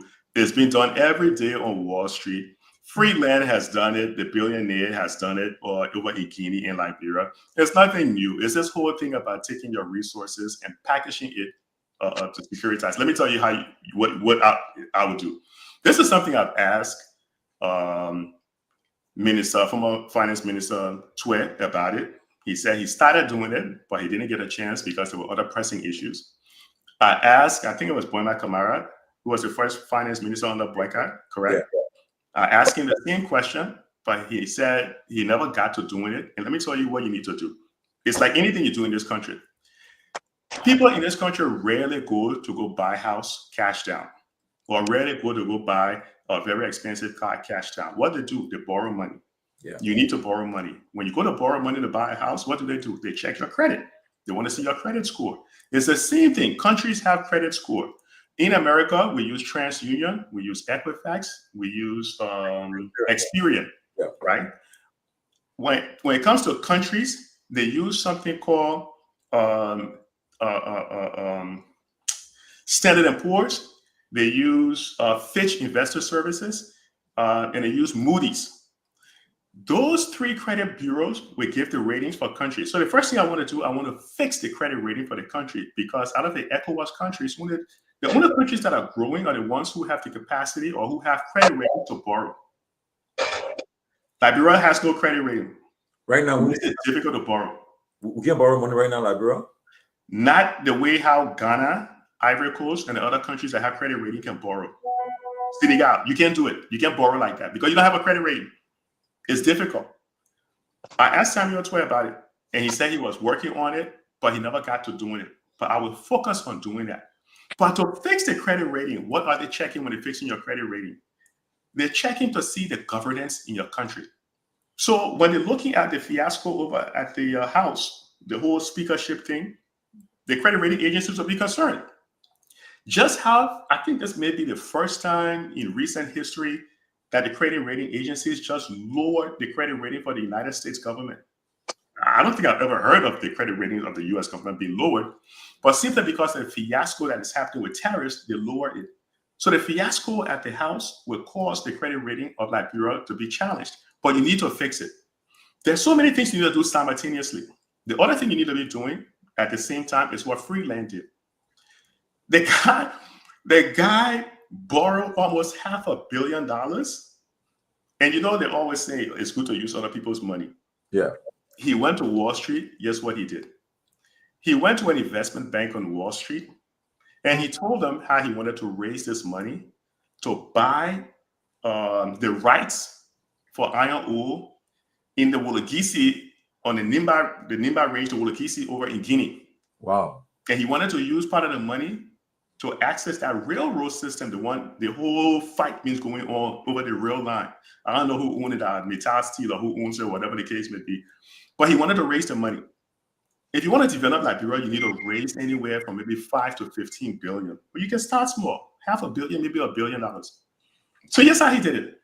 So he went and he cut a deal with the government of Guinea. He's actually giving them pennies, but he managed to get the rights to the Wologisi side of the mountain in Guinea. By getting that rights, he was able to go to Wall Street and say, oh, look, I have the rights to this clean iron ore. But the Wall Street investors was like, but this is Africa. You know, there's political risk. The next person can come in power. You see what happened in Ivory Coast? Someone can seize power. So Ivory Coast is still stable or something. I've been here in Ivory Coast. I haven't followed Ivory Coast. Problem there right now? No, but Ivory Coast had that little coup related issue, but it's all across Africa. You see what happened in Burkina Faso. You see what happened in Mali. All those things then will give investors concern because they figure the countries are not stable. But so what did he do? Yeah. He went over to the World Bank. He went over to the DFC, Development Finance Corporation, and he purchased sovereign risk insurance, which means now the investors' money are insured. It's something called political risk insurance. He purchased it, which means their money are insured right now in case there's political instability. So they felt comfortable. The guy managed to raise about $500 million of other people's money to go, and man's rich, to go and put his hands on the iron ore from Guinea. He is expected to make anywhere, remember that he borrowed about $500 million or so. I don't know how much Guinea is going to be getting, but it's not going to be a lot. Liberia, there was something about 500 million, and people were getting all excited. And they ain't getting that kind of money. This guy, based on the price of iron ore, like around 100 or so, this guy is expected to make anywhere from $10 to $15 billion. Wow. You see how ridiculous it is? So you in Liberia now should be saying, but wait a second, why can't I do this myself? Of course you can do it. Of course you can do it. You have the resources, you have timber, iron ore, all those things. But you know what it is? If you haven't lived it, you don't know how to do it. You have to know how to approach the people who have done it and tell us, look, work with us, let's get this done. But we have the resources, but we are stuck on using concessions. The big thing in Liberia here, we got a concession agreement. They got excited. Oh my God. Are you now suggesting the alternative to concession, because concession emphasizes the private sector driving of those things? So all government, in my mind, will do is create an environment, provide a regulation, the safeguard and the supervision, so that people go in the private sector into different area, invest in it, and some Liberia, unlike maybe South Africa, where the government own the mine itself, Liberia do not. So are you suggesting in that regard that the government now must take over these things? The government itself must be the one invest into the mines, take the gold, the diamond, the timber, the gold itself, sell, and then all of the profits, all of everything come. The government takes all of the liability, all of the profit come back. Is that what you're suggesting? Because on the contrary, just before you come in, a few years before we had our civil war, we had Lamco. I agree they would have done better, but I think there was a semblance of some form of investment there. Those people who lived in the Lamco area and stuff saw investment. We saw the country being impacted around that time, except that the political leadership was never too honest with its people in terms of directing those returns into development. Rather, it was pocketed individually. But that was the approach that Liberia used. Are you saying we should change that approach now to government taking control of these minerals itself, being the one to extract it, sell it, and bring back the money, and cut off the issue of concession? Because you mentioned concession. The short answer is yes. And let me tell you what needs to be done before you can get to that short answer. If the government is going to take over, they have to do what countries like Botswana. You know, when the Minister of State of Botswana was being interviewed, and they were asking him, what makes your country so successful? He said, we hire people based on meritocracy. If the government is going to do this in Liberia, they have to do it based on meritocracy. Meaning, I'm not going to hire you, my brother, because we're from the same tribe. You may be completely unqualified, but because we're from the same tribe, I'm going to put you in charge of, let's say, lands and mines. That's not going to work. But if you were to take over this whole business of concession, taking over your resources itself and marketing it and selling it and building factories, you can also privatize it, but privatize it to Liberians. Let Liberians come together, raise the capital to do that. Because why? The money will stay in Liberia, a part of it will stay in Liberia. But yeah, the short answer is yes. The government should take over, but it should do so based on merit. But then let's go back to before going there. Sometimes I think when you want to take those radical approach, you must first base it on your own performance somehow. Let's look at the government's performance of public institutions. For example, our electricity, our water, our telecommunication. Those ones that government control have never proven to be the most effective. They are never proven to live up to its full potential. Then you're talking about it going into perhaps places like the mining sector, industry, where it is tied to millions of dollars. We have not been able to use electricity as a means of transforming lives, as a means of creating, because of course, eventually, we cannot continue to depend on the extractive sector. So places like electricity, water, those are investments that can radically also change lives. You know, but we have not been able to effectively manage that up to today. I mean, 100 and some more years we still. And why is that? Why is that? I think one, it has to. I push a lot of it on the basis of corruption. I would not want to say incompetence. We have had very competent people. Liberia problem, I'm not bad about competence. You know, I don't think so. Yes, I agree. Along the line, in between the cracks, people put some incompetent. But our problem, in a general thing, we have had people. I mean, particularly. So let's start from the era of Ellen Johnson Sirleaf.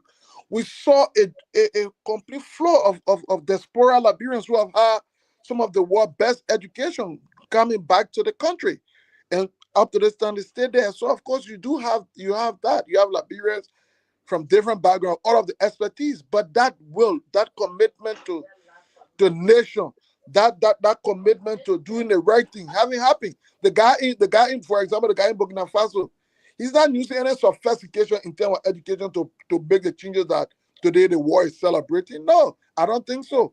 I really don't know much about the guy in Senegal, but I wouldn't think that he brings on the table the world best breadth of mind.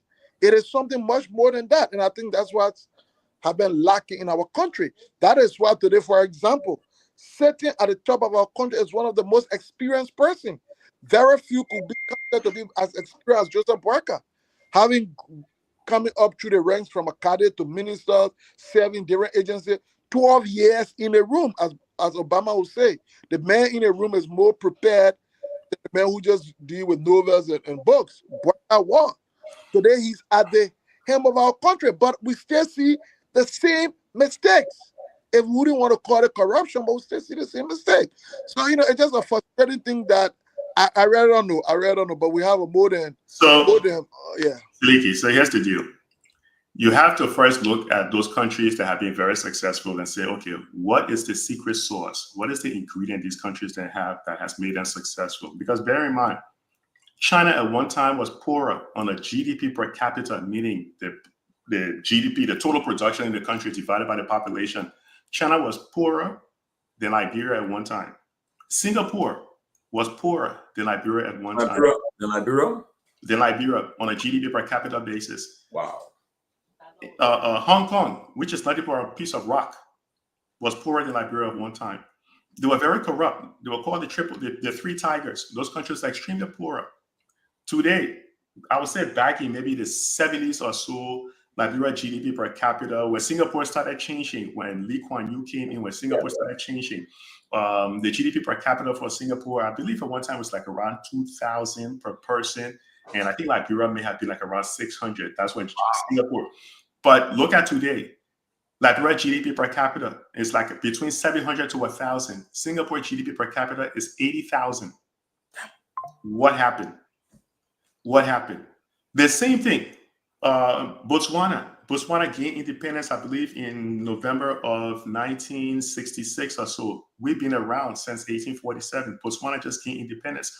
But what was it that Botswana did that made people now look to Botswana in terms of fighting corruption, in terms of growth, as one of the highlights in Africa? Why? Because, Siliki, you've been touching on it, but you didn't focus on it. You jumped to some other ingredients. So let me take you back and let's focus on it. It's something called governance. The leadership in the country, again, I like to refer to Nelson Mandela, because when Nelson Mandela came in, he made some radical changes from the apartheid-led system. But look at when Jacob Zuma came in after Nelson Mandela, he just turned out to be a big fiasco. Nelson Mandela said Africa has a leadership problem. What happens is we don't have leaders that enforce the rule of law. Look at what happened recently with the speakership. The Supreme Court ruled, but the president said he's going to go talk to the elders and stuff. Was disregarding the rule of law. So, Siliki, you're on point. If we just get a leader who will enforce the rule of law, meaning, so it's a combination, it's not just one thing that you can do, like wave a magic wand and Liberia will change. No. But first, it starts with the leadership. The leadership has to be strong and forceful, has to be able to enforce the rule of law. When you take the oath, you say you're going to uphold the Constitution. That's what you have to do. But when the president comes in and he decides to suspend the central bank governor, it tells the international community that our country is not a safe place to go invest. When President Trump tries to suspend or try to fire Jerome Powell, the head of the Federal Reserve Bank, the U.S. stock market crashed. Yes. It tanked. And then the Commerce Secretary warned him, but also the U.S. Treasury Secretary Bessent said on Bloomberg that he doesn't believe President Trump was going to do it. And then President Trump came back and later he recanted it. But look, the president of Liberia got rid of the central bank governor like that. I was not a fan of Talu, but the president had to use the rule of law to bring the CBL governor on trial and have him removed the legal way. It would uphold the rule of law. But that's what's killing Africa. The leadership is part of it. It's not just bringing in highly competent people. But when those highly competent people come, brother, and they steal and they start begging you, you should let the judiciary prosecute them. We don't do that. That's the question, right? This being, I haven't gotten an understanding of this. What's the issue between the Indian guy and the American guy that fighting over the metal stuff? The HPX stuff. people, can you just help us, please, because it's a fight. And I was told that that the reason why the problem happening right now is because an Indian American fighting to have control of our steel, our railroad. What's the issue? What's the problem? What's the problem? I mean, what the fight is all about? I will touch on it real quick because I don't have the in-depth, but it's that control of that railroad. A lot of countries in Africa are landlocked. Liberia has access. I mean, this is another reason why countries in Africa remain poor, because you have bad neighbors. A lot of them are landlocked. But some of them, even though they're landlocked, like Lesotho, that is within another country, has managed to do well. But everybody's trying to control that line to Buchanan. They're trying to control the railroad to get the raw natural resources to the port. It's the same thing why the U.S. is supporting there's something called the Lobido Corridor right now, then by Zambia, because they want to be able to have access to the natural resources in Africa. So they want to control the railroad, So you have one company that currently holds the rights, but another company with its own backing, they want to come in and take over that whole thing. But I think it's a little bit more than just that. But I think that's part of the reason is that whole control, that HPX won. But what is it they want to contribute towards it? Go ahead, you live. Yes, here's how much I know so far. I followed this issue myself. I was part of the government at the time when ArcelorMittal agreement was revised. So, and I was not just in part of the government, but I was part of the Interministerial Mineral Technical Committee that actually took part in the revision of the ArcelorMittal agreement in 2006. So the issue has been ArcelorMittal strategically put in that agreement that they want the control of the assets. If you look at the current agreement, the current MDA, it says they allow third-party use only if ArcelorMittal does not have the capacity to use it. So every time new company want to come, like Vale wanted to use the same method that HPS is trying to use, ArcelorMittal say, hey, we're going to increase our production. We'll use all the rail. So, but now on the broadcast, which I think is a good thing, the government has, I think, the use executive order. They established the National Railroad Authority. It is under executive order they established it. The legislature will work on the details to write that. So ArcelorMittal has been trying to bypass that. If you notice recently, Jeff Bebo, I think Bebo, the guy who was the NRC guy, Jeff Blebo. Jeff Blebo. He wrote because he was siding with ArcelorMittal. ArcelorMittal is a very corrupt mining company. What happened there? He wrote them. They had a meeting. The finance minister was not present. The land mines minister was not present. The guy LRA was not present. But they got a small MCC, the Mineral Concession Committee, met under the chairmanship of NRC. They said they took a decision that the government was giving the operator right to ArcelorMittal. That prompted HPS to write that letter on the road, President Boakai.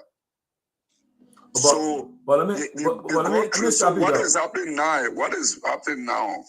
From my information, what is happening now?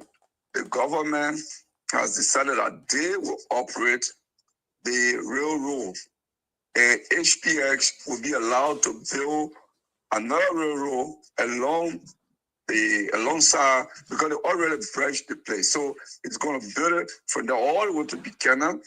And that agreement, I think in the next 2 weeks, government will announce it. And HPX should start to build a railroad. So ArcelorMittal is not happy about that. I think this is what is going to happen. Well, let me ask a question. But I heard just too many quick. I heard that the HPS people, I don't know whether that's the same thing, but I heard they did another investment thing with the government in Guinea. That instead of now using the railway from Buchanan, they're taking it from wherever the mines are to Conakry, because I think the issue was that from somewhere Lola or around the forest region where they got the mines, the guys thought that from there to Conakry was so far, and so they thought that the shortest route could have been going through, I know, Yekepa, then Buchanan and Labrador to transport the rail. With all of the Didiba, it is my understanding that there have been some infrastructure investment into that same rail thing in Guinea. I don't know. So whether the same the road that has been constructed from Samandu area, which is near Yekepa there, all the way to Conakry, I think it's Rio Tinto and one Chinese group came together. They are building a long stretch of railroad. So, because when companies build the rail, they build it based on their capacity, their expected capacity. If they're going to be transporting maybe 10 metric ton of ore per year or 20 metric ton of ore per year, they take that capacity into account when they build it. So if they add, they increase it, it might depreciate it fast. So I mean, they're not going to allow another company to add to it, just like that. So, and these mining companies... I'm saying, were it not the interest for which the guys wanted them to get out to use the rail in Liberia? Because I think the challenge was how do they get it out of Conakry or Guinea, I mean? Siddiqui, what I'm saying to you, I spoke to a reliable government source who explained to me the details of the meeting they had. The letter the HPX wrote, the president, which he felt was disrespectful, they even suspended negotiation with HPX and asked HPX to apologize and withdraw the statement. They agreed that the act of the guy from the National Investment Commission, he acted, he misbehaved. In fact, if President Bouaga were other president, he would fire him because he will undermine an executive order. Writing ArcelorMittal that the executive order has been revised. The government has come to Jesus moment, and it will allow ArcelorMittal to continue to play the operator role. That is basically what he wrote. And ArcelorMittal too, because they are in competition with HPX. They took that letter and forwarded it to HPX CEO. That you see, we are one. And that prompted them to write President Bouaga what they wrote. But the letter didn't come from the president's office. Well, let me ask you a question. So the details, what I know this much detail, that the government actually made up their mind that they are going to, it's an executive order, they will take over the railroad, HPX will build additional railroad alongside for using, and it's a government asset, ArcelorMittal will not control. My question is it true that, because that's what I heard though, that the former finance minister was sanctioned because of this issue? I don't know. Yeah, because I don't want to speculate. It's an Indian and American man of 14, and I think he may have taken the side of the Indian guy, whatever the case, and the American. What I heard. What I know in Liberia, we speculate a lot because we speculate a lot because our public officials do not make full disclosure. So we speculate a lot, and we believe in rumors, and sometimes we gotta say that facts come through rumors in Liberia. So I mean, only Twer can explain why he think he was put on sanction. Well, I think.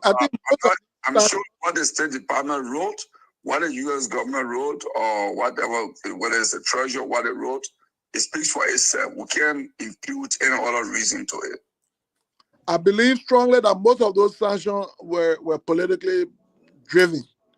That is your view. But the Americans said it. They say sanctions are political too. It's a political tool that they use. For powerful nations, sanctions are tools to bring countries or individuals into compliance. I agree. When do they use the Magnitsky sanction? They got two kinds of sanction, right? Magnitsky sanction and a visa restriction. When do they use Magnitsky? It's just part of America. It's just part of America. A continual display of imperialism on other countries about the whole Magnitsky and all the kind of thing. How many Americans you have heard being sanctioned before? They only use that to in their mindset to demonstrate their own strength, their own control, and stuff like that. How will you say you can sanction Russia? I mean, like, come on, how can you sanction China? Is it not a feel good thing? You know, they just use the thing, particularly the poor countries like Liberia, where they did that thing with making an impact in countries like Nigeria or Rwanda. They tell you put a stop on the public trust. I'm sorry. No, the sanction is meant, according to the U.S., use sanctions sometimes to try to change political behavior in a certain country, right? And I'm not going to sit here and bash the former finance minister, but I think what they were looking at, I think the mistake they made when they had that whole 100 million fiasco and the mop-up, the mistake they made was they called a forensic accounting firm and was paid for by USIT.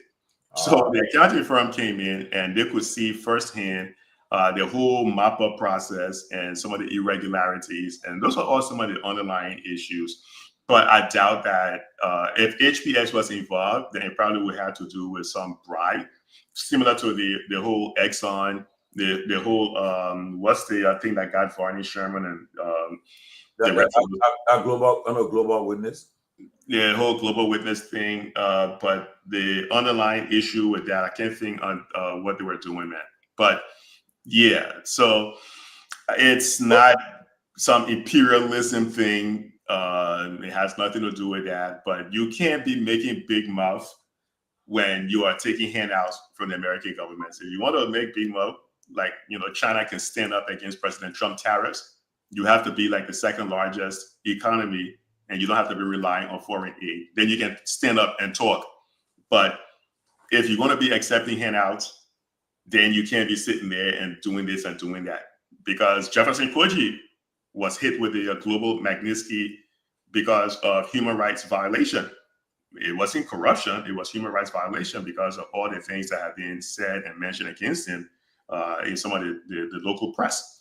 So those are the things that kind of drive some of the sanctions, right? But the whole HPX thing, the reason why I kind of laugh and smile, because here it is, you have people who are fighting to control resources in Africa when Africans can be doing this thing themselves. So I know, Silike, you say, oh, it's not just bringing in the smartest people to do it. No, I agree. There's a combination. You have to start with the leadership. Because when I talk about China, the reason China struggled for so long, why people were being persecuted, because under the Mao Zedong policy, China struggled. But when the leadership changed in the 70s with Deng Xiaoping, that's when, boom, China took off. It was the change in leadership. The same thing happened in other countries as well. Countries that struggle. Ghana, Flight Lieutenant Rawlings, by the time he came in and made a couple of changes, some people may argue against that, but Ghana did change. Same thing happened in Rwanda. We saw it in Kenya, even though they're being accused of human rights violation. But it's the leadership. When the leader comes in and say, I'm going to declare my assets before I take office, and he does it, he or she does it, the rest of the minions are going to do it. But when the leader say, I'm going to declare my assets and doesn't do it, ain't nobody going to take the whole asset declaration serious. I hope you understand the point I'm making on that, right? In fact, you made a very important point that it worries me a lot.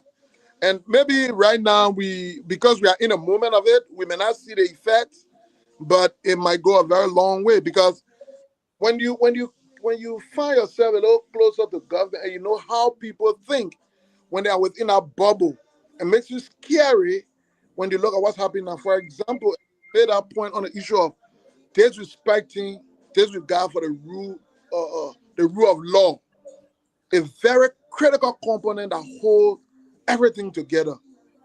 When it has become violated to the point where people think they can get away with it, for example, what we saw with the Supreme Court, as you mentioned, what we see taking the Ben governor from his position, even though he's protected by law. When you see these things happening easily and it go about. My fear is in the next few years from now, Barker not president anymore. Maybe not even George Weah also, but somebody else who bend the rules so much so that not only labor, people liberty and other things be taken up, but just a complete lawlessness in the country. So I think what has started, I will hope that before Barker 6 year end, he can redeem himself by that by showing strong commitment to the rule, or else if that precedent remains, where it will go down the line, I'm afraid that our country is set up for something very dangerous because, you know, we can do every other thing. The only reason why you can crack corruption is because you feel there is a law to hold somebody accountable for it. The only reason why you can believe in a system is because you feel there are laws to hold and protect. But if those ones are being violated and disregarded, not by me, you, but by the very top, and become a precedent, my fear is, I'm telling you, I think the country will go back even 100 years more than what we did in the Civil War. So But how can we turn that corner? How can we change that mentality? I'm sorry? It comes back to where we started from. I will say again, Liberia needs transformation, and we need a transformation leader, transformative leader. Until we get, Sidiki, I'm telling you, the professor said earlier, if today the president said, you saw it, when President Weah came to power, proposed suit, right? Everybody followed that proposed suit. Everybody started wearing the beginning a national suit. When on Doha in office, those say Green Revolution, everybody should go back to the farm. Those who go and farm. All ministers have farm. They'll go on their farm. President Barker came to power, what they say now? They say arrest agenda, right? And the tackling something. Now, every time people talk about they're showing project. That's what we're doing right now. But my concern is they have no impact on the people's life. Because you get a microphone right now, people say sounds hard. Nobody buying from them. Things are hard. The US rate have gone to 200, I think 205 to 1. And we don't have much to back our Liberian dollar. So, and that's my fear. But again, our people, you open the lines just now, they were calling, complaining about the hardship. But tomorrow you have elections, they will allow themselves to be food. They are gullible. And people just come and lie to them. That's why when I say, oh, a person, before I came on the show, I had a long talk with Coastal General, right? And I will tell you this. Coastal said, Tomalin, God first, my family, and Liberia. And before you, I'm being a young man because this young man got on 7 days a week, 6 days or 5 days a week in Delaware, and 4 o'clock in the morning to talk about the happening. Okay, but when the minute you take the other side, they go after him. Go other side. So he said, I will not be I won't be no more sacrificial lamb again. You'll be beating on me. Now I've given my time. I'm out. I here to make my money to take care of my family myself. But the problem to the case is that you come on a platform, Professor Kennedy on a platform, you tell people about the wrongs in the country. Okay, he's sitting from a position of an advantageous position, sitting in America. Okay, Sidiki, your daughter going to school, she's doing well. The Professor Kennedy graduated his last daughter, that graduated her. Okay, my daughter graduated in June 9 from high school. Everybody, but the other children in Liberia, he saw an interview. The girl said she's not in school. How old is she? She said she's in first grade, but because they said, why you say my mom here when they send me to school? So I can help my mom sell Kobo. She said, I'm not, my mom talk, my mom, some bed all day, they back from my mom yet. Okay? But and I think it's a fair thing. So, but the problem is, I will keep on saying, the people, they have to understand that people only come around you election time. Right now, everybody doing their own stuff. But come tomorrow, 2029 comes, they'll come to you and tell you, say, what the problem is? They'll make all the battles and say, okay, I can tell you, we're going to change the thing here. We're going to get all the thing here, get all this stuff here. They go again, they vote for the same people. So that's my problem. We have a problem. So my thing is that people, you guys can, if you stay in hardship right now, you stay for 6 years, When our town council was still 6 years, they seem people that have been leading us. We're not going to we'll trust somebody else. Man, poor go right now, Sidiki. I'll tell you now. Every time I platform now, I'm talking about 10 option. So, Tomalin, let me say this to you. I am all for a transformative leader.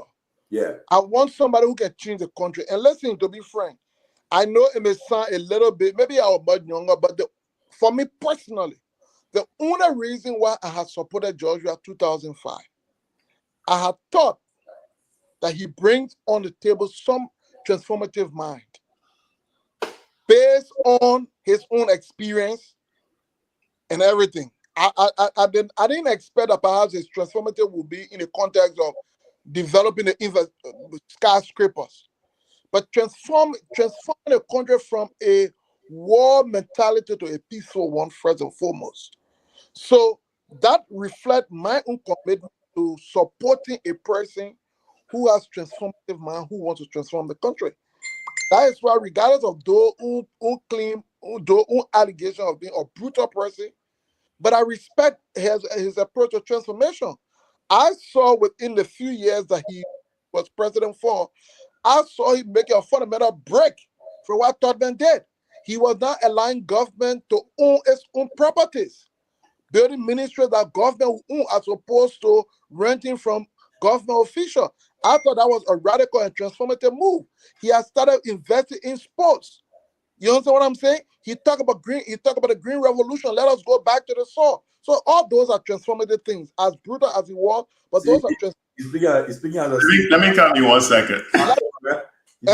He's speaking as a physical back because I can talk to Sidiki. Honestly, right? Professor Kennedy, 1 minute, I beg you. Sidiki, on a serious note, you know, I was there. A good thing. Professor Kennedy, Sidiki, right? You see on the show, his name is Election Commission. When CDC got accredited by NEC, he one of those who signed CDC document. Most people don't know. He one of those who signed. But after they went to the court, they rejected CDC. Somebody took, who told the court, sir? What the guy need? Somebody took to the court. They said they shouldn't allow it. I didn't pay or don't pay. One PR guy. PR. He said they shouldn't certificate CDC. And they went to court. After the court ended, Sidiki then went and signed Sidiki to go to the NEC. But my point is this. From the day one, for me, I'll tell you the truth. When 2004, when we started the CDC movement, we said ourselves, look, all the people that want to run 2005, they don't want to get the country into war. So we want to start a movement, a grassroots movement that will take the country to change this country course. We shouldn't go to war anymore. And that's why we all got involved. But you see, the movement, and my Professor, I don't know where were you that time? You're in America, but 2004, look, that movement was so powerful. I mean, I was there from day one when we started that movement. Every state we went in, people were coming on board. People were gravitating towards. But I agree with you. That's what we said. We said the reason why. I'll give example, right? I'll call it in tonight. When they got to Monrovia, the guy they call the former deputy finance minister, former maritime boss, Collie said we had a call. He said, gentlemen, let's wreck this ship. He said the ship should not be allowed to take power. He said, because from what I see, what we started in America is different from what I see on the ground. It was different. Collie said he can't be part of this ship again. He was concerned that the ship was going the wrong direction. He was one of the first to jump off both the ship. So, Kehleboe, you know what? Okay, today result in CDC performance on the basis that it was rejected at the polls who validate Collie's claim. But you know what Collie's issue was? Collie's issue was both idealistic and personal. Wait for me. I was the youth league chairman. Yeah. I was present. Collie had come from America. Yeah. Collie and the rest of the guys from America have branded themselves as the brain of the party. They were the leaders. They were the organizers. They formed it in their mind. They went to Monrovia. Who they saw? They saw a Eugene Nagbe. They saw a Jacob Collie. They saw people who, one, they thought were not sufficient to be, and two, they thought who had questionable past. Coming. Collie and the other guys thought that, look, these guys, look, we seen George Dwyer. We see people of the world. We see them surrounding George Weah. That's not what we thought. We wanted a George Weah in their mind, a peer person, a man with no connection to the world. But then he came, he saw, I remember vividly calling Meg the campaign for the first time. I thought them found on our way to Banga. He was shocked because he saw people who in his mind they were tinted. That's 1, 2. He saw that they were not also, because there was a competition who would be in the room. He was not giving that space as he had thought, because they are camp as the one. I mean, in all, Collins' prediction, you cannot dismiss it now when you look at how everything was. But I'm telling you, it was that as Prof, let me say something, Prof. Please join me, Prof. They think that, and Siddiqui must stop it, because Siddiqui, you're in Liberia. But what am I saying different from what you're saying? Siddiqui, you know what? I mean, made a clarification on Siddiqui, because I remember they had what they had the Liberia National Congress, right? And we were on a different side, but yet and still were in communication. The guy who the Minister of Labor, UN Sports now, Kehleboe Gongloe, he was a former citizen, yeah. He was part of it too. And I remember that night very well. I called his house in Minnesota. I flew from Rhode Island. Collie and Toy and Kehleboe Gongloe, they talked. So, but we're all on the same page. We're all driving towards the same goal. But the problem was, and mind you now, Patricia George, WhatsApp audio. And mind you now, phone off, man. And mind you now, the problem was, remind you now, Professor Kennedy, the issue, all the people you saw, Richard Torgbean, how do you call them? Chris, all they put out with Ellen, they all were part of us in America now, they were all with us, right? They said, well, they try this new this movement are going. But the problem was, when they got on the ground, they noticed that all the guys they called the George Will of the world and start coming in. They start coming, they start coming in. And we said, no. The guy said no, but now that's not what we're talking about. These guys are coming. He mentioned Eugene and they're all in the same loop. But they saw the other guys who were involved in the war, who did some things in the war that people will have question about. They were coming around to come and join, come and have a seat at the table. There, no. And he raised a good issue. He said, no, we signed up for no. So Professor Colley and Professor Kennedy, I want you to come in on this one. Here's the thing, right? CDC movement evolved in Liberia around 2005. We are just disarmed. The most influential people on the ground were the warlords. The state had military psychological control over most of the young men and women who took arms. They were there. Those young men and women, having given up their arms, left their factions, gravitated to CDC. The commanders, the leaders were there, disarmed. CDC is there. George Will coming, of course, the novice to politics.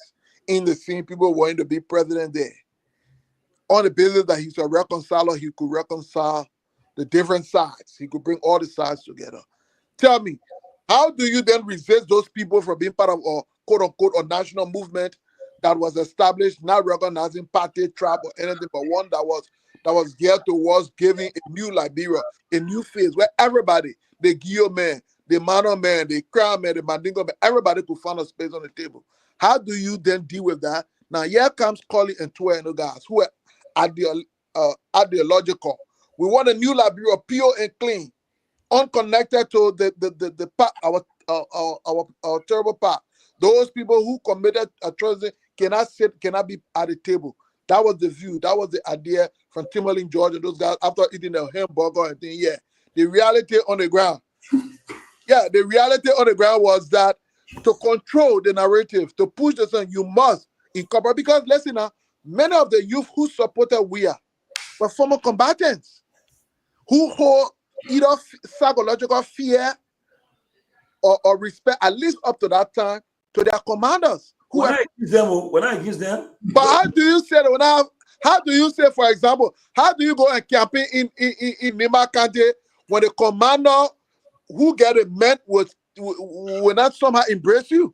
You think that was a joke? You think 2005 was a joke? No, you think it was a play? When I accuse you them, think it was a play? You think our hamburger was eating? No, the problem was we felt that the people that were coming around. But you couldn't have stopped them because one, it would have been illegal to do so. Two, then you are contradicting yourself that you are forming a national movement that will incorporate all Liberians.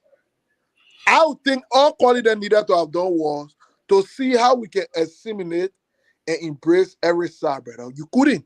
CDC is strong today, not because, of course, I always tell you, George Will get strong influence, George Will get popularity, But CDC is strong there because it was able to melt everybody in, and that is the contract of the ANC.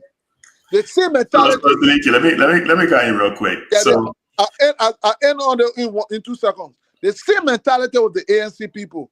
Cummings is there. We don't want this. So they started with that elitism, that bourgeois approach to the extent where they excluded people from them. That's what happened. Not true, man. The ANC don't do that. ANC, not ANC, they don't do that. Man. All right. So you see, I totally understand what you're saying, right? But when you bring those young people together, what is the plan for them? Because I can remember it was the same thing that got Charles Taylor in trouble. Because after you've done with the young people, then you can't just kind of throw them away. You have to have some plans for them, which would be to rehabilitate them, which would mean to create jobs for them, which would be to send them to school or even their children to school.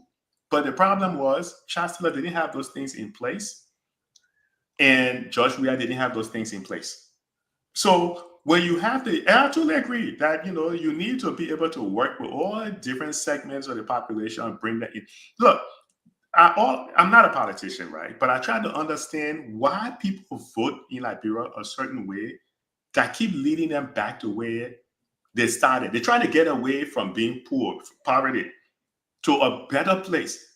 But they keep voting in such a way that it brings them like 2 steps back every time. So I'm always fascinated to understand what is causing it. Because they gravitated to George Weah. Sure, war's best. You name it, he done it. Very popular. But what was his plan? To get them out of poverty, to create jobs. He talked about pro-poor agenda. He talked about all these things. But those were not plans. Those were aspirations. And it never worked. So now when we're talking about him again in 2029, you would think that, wait a second, he had an opportunity when he came in. You name all the things, and I listened to you carefully because you were naming all the things that you say you were doing. But you know what you were missing? Where is the data to back it up? Show me the data. That says, oh, George Weah brought 7% of the population out of poverty. I didn't say that. No, I'm not saying. No, you did mention some of the. You said these are some of the development thing that he did. No. I didn't list any development plan yet. Please. So George Weah didn't accomplish anything? No, that's not the point. You're quoting me. If you want to correct me. If you wanted to discuss George, let me tell you about George. Okay, what I think we had a great opportunity to transform lives. And I think the presidency overwhelmed the president to the extent that I think he drifted from the vision that got him elected anyway. However, cut it short. 2 accomplishments. However, I think for me, I admire the change in creating free university education. I thought that was a unique approach to advancing education, and we saw a mass enrollment. I think that was great for him to have declared free education. What else? He lost internet.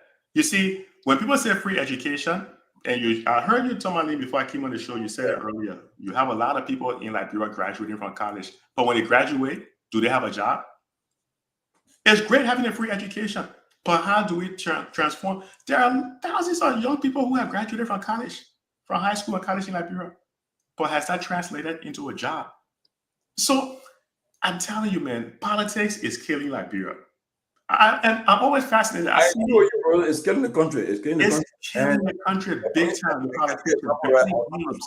This afternoon, Professor Kennedy, the person, the apolitical, the person who don't support no party, but that person can be a very, very great mayor or something of our country. But because the person never supported with the 2 parties or whatever the case, the person will not get a job. You'll not get a job. Yeah. Earlier, you said people should not be given job because like what happened in what the country you call a country name and how the country developed, because in Botswana it was meritocracy. Okay, you see that? And that's the reason why. But because our country, if you support a party, they say they may not support, they may not that's all. Jobs are given based on political support. It's like reward.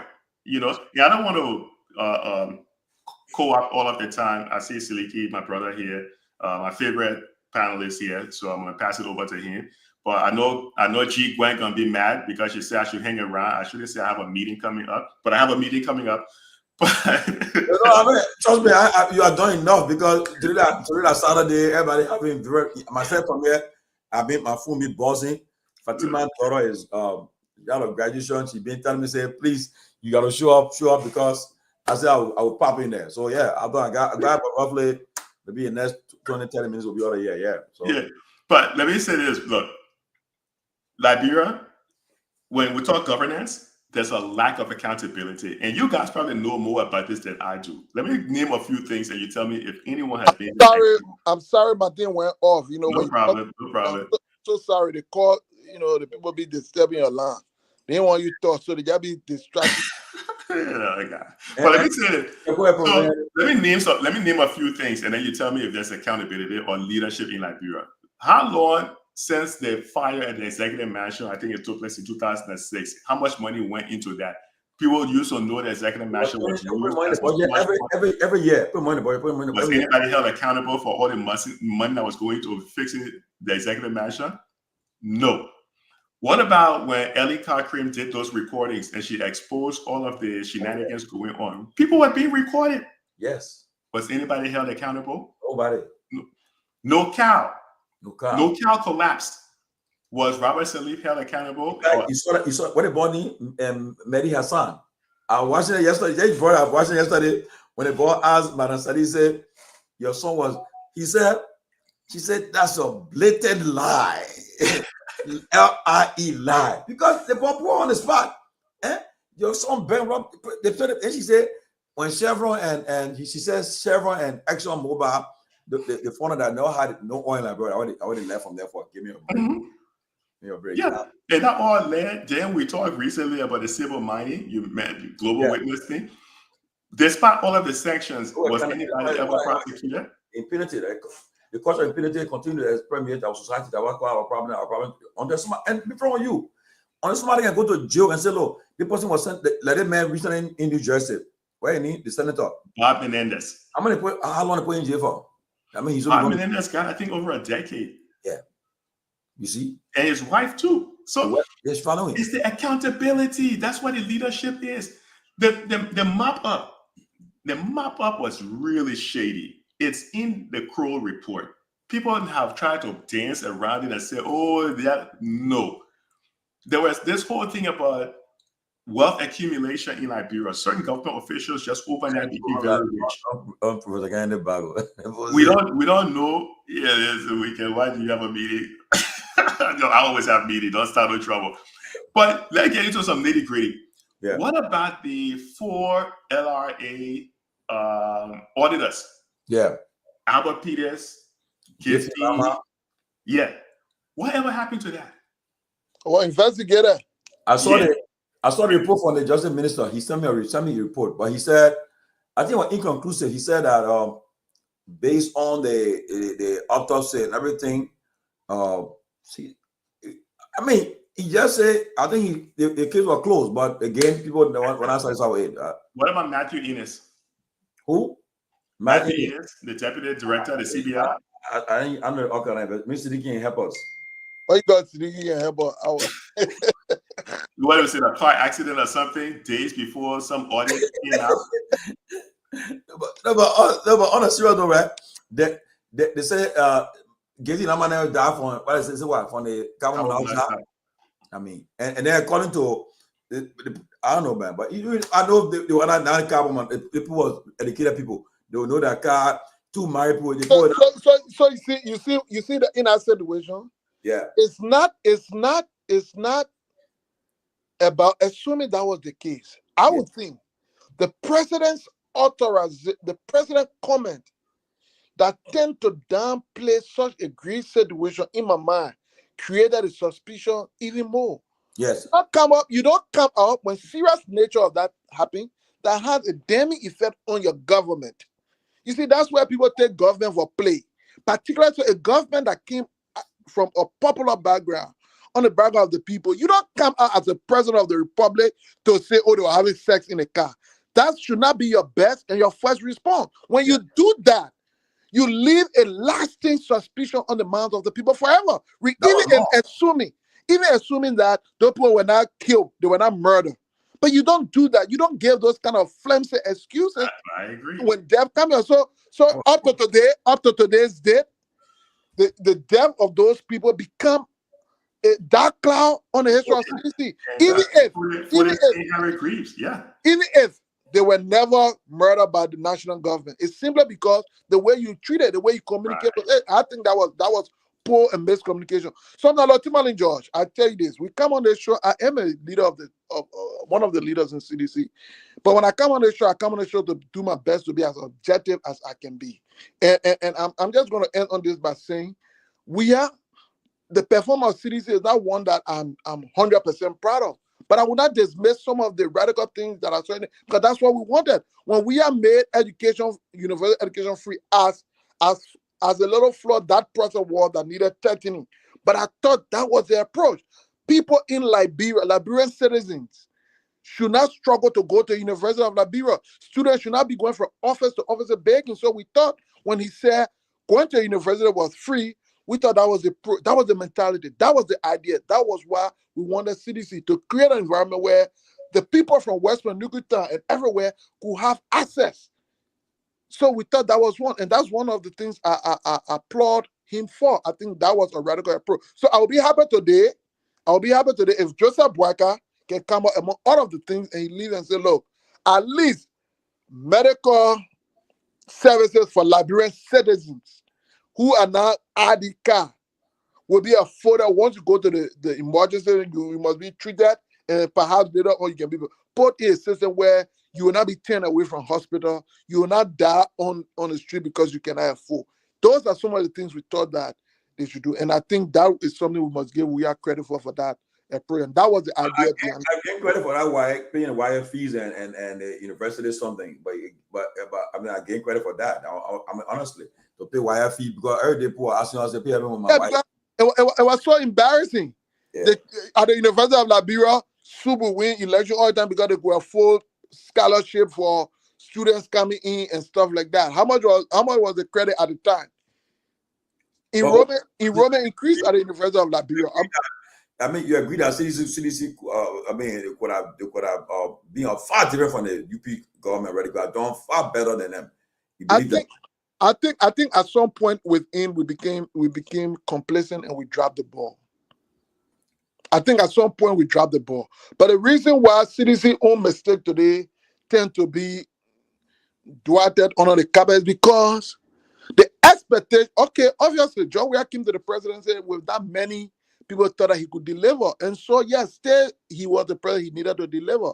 He did what he could do. But the reason why it's a little dwarfed today is because a man of 42 years mounted a house, highly experienced, integrity, I don't know how they can call it, takun or kakun, integrity, I don't know how they can call it. The guys what we are calling it. He came in. Let me be honest with you. When I see Boakai making mistakes such as the yellow machine, how can the president write a letter say, oh, one of my friends said he will send me yellow machine? A 42 years of experienced man who read that letter, that my friend said he want to give me some yellow machine, that joke we on here? Oh, that what he said? But you didn't see the president letter justifying the yellow machine? Oh, really? And then they plead too? I thought, from what I understood, I thought the Mama guy went to negotiate for the machine, said $100 million. But then the president too that day, he said, when I think Jeremy said they were not aware of it. Something he said. Immediately I saw that. Yeah. Immediately I saw that. I knew again. I said, "Wow, the Liberian electorate they've been messed up again." Right there, I knew. Let's give Mr. Kroma a chance to chime in here. He's been sitting patiently, and he's my favorite panelist, so I can't ignore him anymore. Yeah, that's true. That's a good question. You know the toggle when you're talking. He's sitting there looking all quiet. Hey, what the guy? No, I'm actually enjoying the conversation. Good evening, Professor Larry, and thanks for your comment. Congratulations again to your daughter, on recent graduation. So good to be here. I've been enjoying the conversation, just listening. And to be honest with you, to see Sidiki speaking on national issues and the way he's doing it passionately, like he really, really care about Liberia. That was really making me to laugh in the back end. But 6 years, Sidiki was in government. And you know the kind of advocacy he tried to play right now, it was wrong. Let me correct you there. Sidiki was not in government 6 years. Sidiki used to work at the Freeport. No. And secondly, there's same passion I'm out in here. I No, outed 6 years ago. Yeah, but give me a chance. Let me. Yeah, but you see, to talk about me, you gotta know me. No, I come in. Let me make my point. I know that you used to work at the Freeport. I know. No, that. but you don't know me, so just talk about me because you don't know me. You don't used to work at the Freeport. Tell me, huh? Where is Sidiki? Yeah, I know that you used to work at the Freeport. I know that, and that's a fact. Oh, really? Wow. You may not have worked in the government for 6 years, but I know that you used to work at the Freeport. Siliki Bossy had the medal. No, I want for the medal feeling. Yes, I'm gonna get a chance to talk if I respond though. But here is the thing, you know, the advocacy he's trying to play right now, I see it as a Dillon advocacy. Where you don't put me with Dillon, I beg you. I'm not as fake as Dillon. Don't put me with Dillon. You be speaking about something, but it's not coming from your heart. You know, yeah, you to you. You know, we must be tolerant of other people's views. Yeah. Yeah, but the way you try doing it, you say, oh, the president, that's supposed to make that statement. But all I know, we didn't hear you condemning the president for making that statement. Probably you were defending your party at but the time. That was you now follow me, though. Now you can't defend your party because you're opposition. Why? You know, but that's Liberia. But here is the thing, you know, I listened to the conversation. I think it's around comparing the CDC and the Unity Party and how Liberians voters have been voting, you know, over the years. You know, for me, I would say this: 18 years since 2003 till now, 18 to 19 years, we've had two political parties dominating our political space. And you know, Siliki, let's talk about how Liberians can get jobs. The free education you're talking about. Let's talk about, like Professor Larry says, when people graduate from a free education, how can they even come up? Let's talk about jobs, like Professor Larry. How can they come up with a resume that fit into the job market? Let's talk about that. Keep up with resume. I come in. Resume. I come in. You came up with resume when I see my graduate. Who graduated from Western? What's the graduated from? How you came out resume? I'm attending school and getting my undergraduate. They say I graduated. Graduated from where? So here is the thing, Sidiki. You know, let's talk about how our health system for 18 years, both CDC and UP, how they have helped with the millions and millions of dollars they've been receiving it to improve. You know, and let me say this to you. Let me narrate this story to you. During the election in a town in Nimba County, you know, there was an incident that occurred there, and because it was election time, many Liberians, you know, could not hear about that. 8 human beings left in a kennel in that town, including a 3-week-old baby. Wow. Just because they have gone there to look for that daily bread. You know, this is an issue that we've been seeing in Liberia, and many of the time we don't get to know about these things. Let's talk about that. Let's talk about how we can provide job for young Liberians. Let's talk about, like Professor Larry said, about Botswana, where when people come to school abroad, they can say, you know what, I'm going back to my country to compete, not because I'm campaigning for the president here. Let's talk about that. You sit there and talk about ANC people, Kumi is an elite, and all that kind of stuff. What is this? We, the supporters of Cummins, we have been on this social media talking about Cummins' record in the corporate world. And it's not a crime to do that. Cummins is not a man who talk about, you know, his success, you know, a wealth and all that kind of stuff. He's not that kind of person. We, the supporters, we are the one always talk about his success.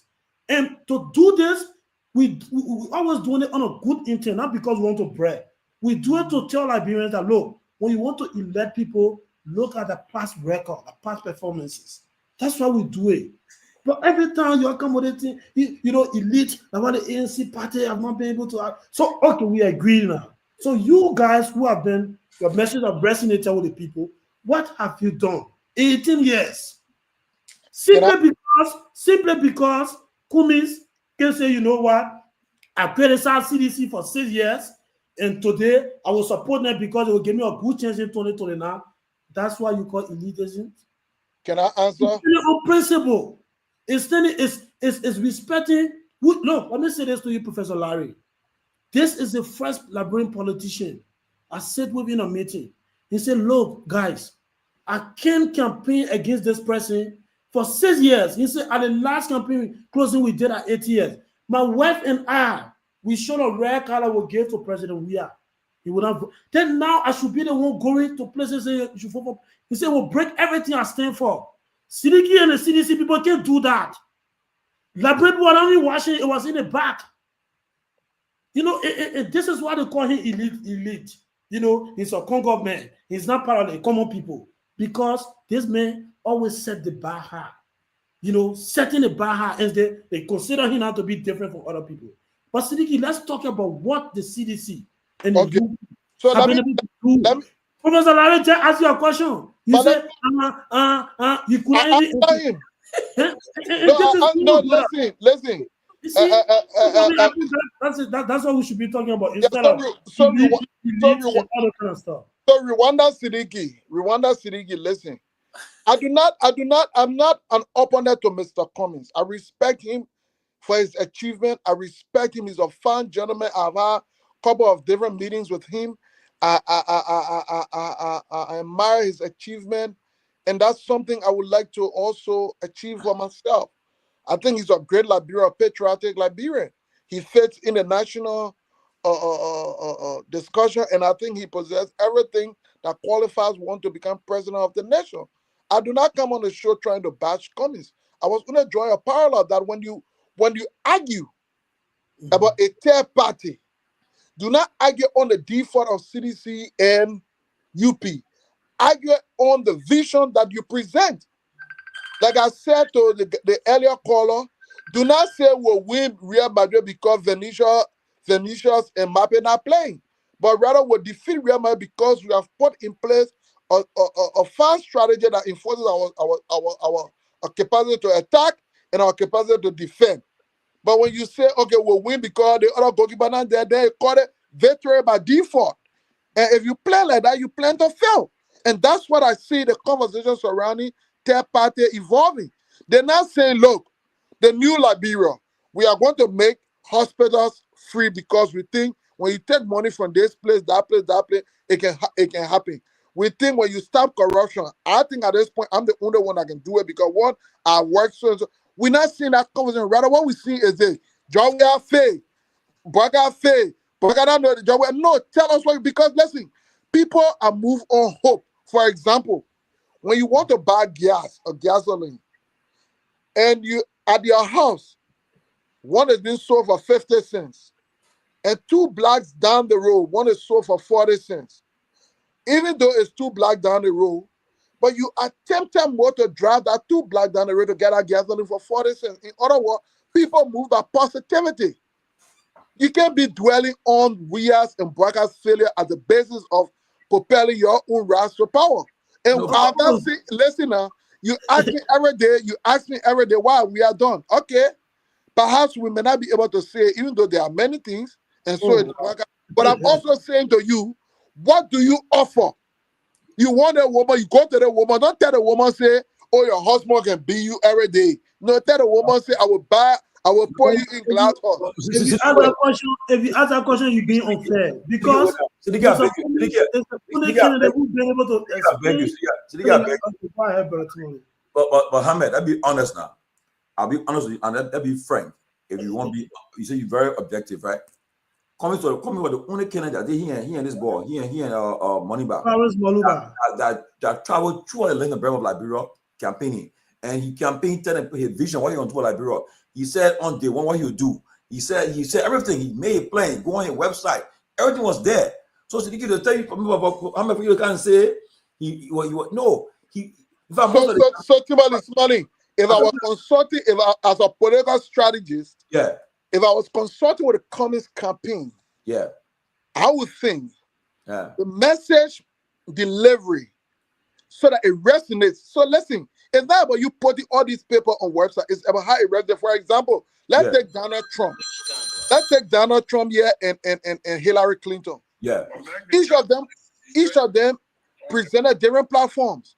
But Trump's way of delivering, Trump's way of connecting with the base were able to make a message. I agree. So let's see. But Siddiqui, I agree. No, and I will tell you this. Trump is a very effective communicator. And I'll tell you the truth, I'm not a fan of Trump, but guess what? I'll never allow from Trump. Trump, he knows how to campaign. He'll make sure his message resonates with the people he's talking to. Okay? And look, even politics is, look, when he says something that he said on day one, he will finish the war in Ukraine. On day one, he'll do this one. All the things Trump said, he said, I will do all the things he will do, right? But now, when he took office, things are changing differently. So, but they think you tell people, and I think. So let's look at Gongloe, for example. Let's look at Gongloe. You see what coming, right? My man cut me off. You are talking. And then I said, Timberley cut me off. Okay, young boy, I'll let you talk. I'll get Professor Kennedy. You see where Cummings, right? Your talk. I think he has also like brand politics that you can't be that you won't be like brand politics like from a book. No, it won't happen. You gotta go get and say it like let people get a message. I mean, because if you tell people say you talk on paper and tell them it, they will just think say and then nobody that will continue to push the message forward. Like one of the problem he have people when he speak. He sent people out to various places. Say, y'all go and double down my message. Y'all carry it up there. Carry out to the people. Let us go as a team. That was amazing for him. But to say that he never came up with, he never had no vision, no plan for the everything was. I didn't say that. You said what you tell the people I will do. I said at coming now. There's a new conversation about a third party coming up. I said, fine, that's a good thing. But the third party coming should not be, the strength of the third party should not be, let us eliminate let us eliminate Baraka. The third party should be, this is a new Liberia. Make it in a way that it resonates with the people. That's what I'm saying. Look, I'm getting free consultation here, my brother. You should be telling me thank you. And I agree with some of the things you said. You shouldn't be questioning me. I'm sorry, guys. I'm sorry. You know, the time I came for, I got the time not come because my boss in the studio gave me a signal. So let end now because we've been here for 3 hours. Let end now. I beg you. Let me close for my end. I'm so sorry. Kehleboe, I'm sorry again, little, but we're on our way out now. So I say Gongloe, brother, you want me to come? Oh yeah, when he jump. Here is the thing. Most of the things you said, you know, especially when it comes to some of the mistakes we've been making, the ANC, you know, I agree with some of the points. I believe, you know, Mr. Cummings or the ANC, we've not been having people who are more loyal to the party, who really take this thing personal, you know, like the seditions do. You can say whatever about the CDC or this, you know, the partisans of the CDC. Mr. Cummings have not been lucky with that kind of individual. For me, I will tell you this. Yeah. You know, somebody like that is willing to kill himself because of the belief in his vision, in his leadership. We've not been able to get that, you know, that individual. You know, this is a fact. And hopefully going forward, and this is what we should consider too. Cummings' decision to come and run for president in Liberia, you know, his involvement in Liberian politics. You know, yes, if tomorrow we are successful as the president, you will be the number one beneficiary. But I don't think there's an intent of him being like what CDC, John Weah did, come to power, steal Liberian money, build houses for himself. That's not what Cummings is thinking about. You thought Boaga are going to do that?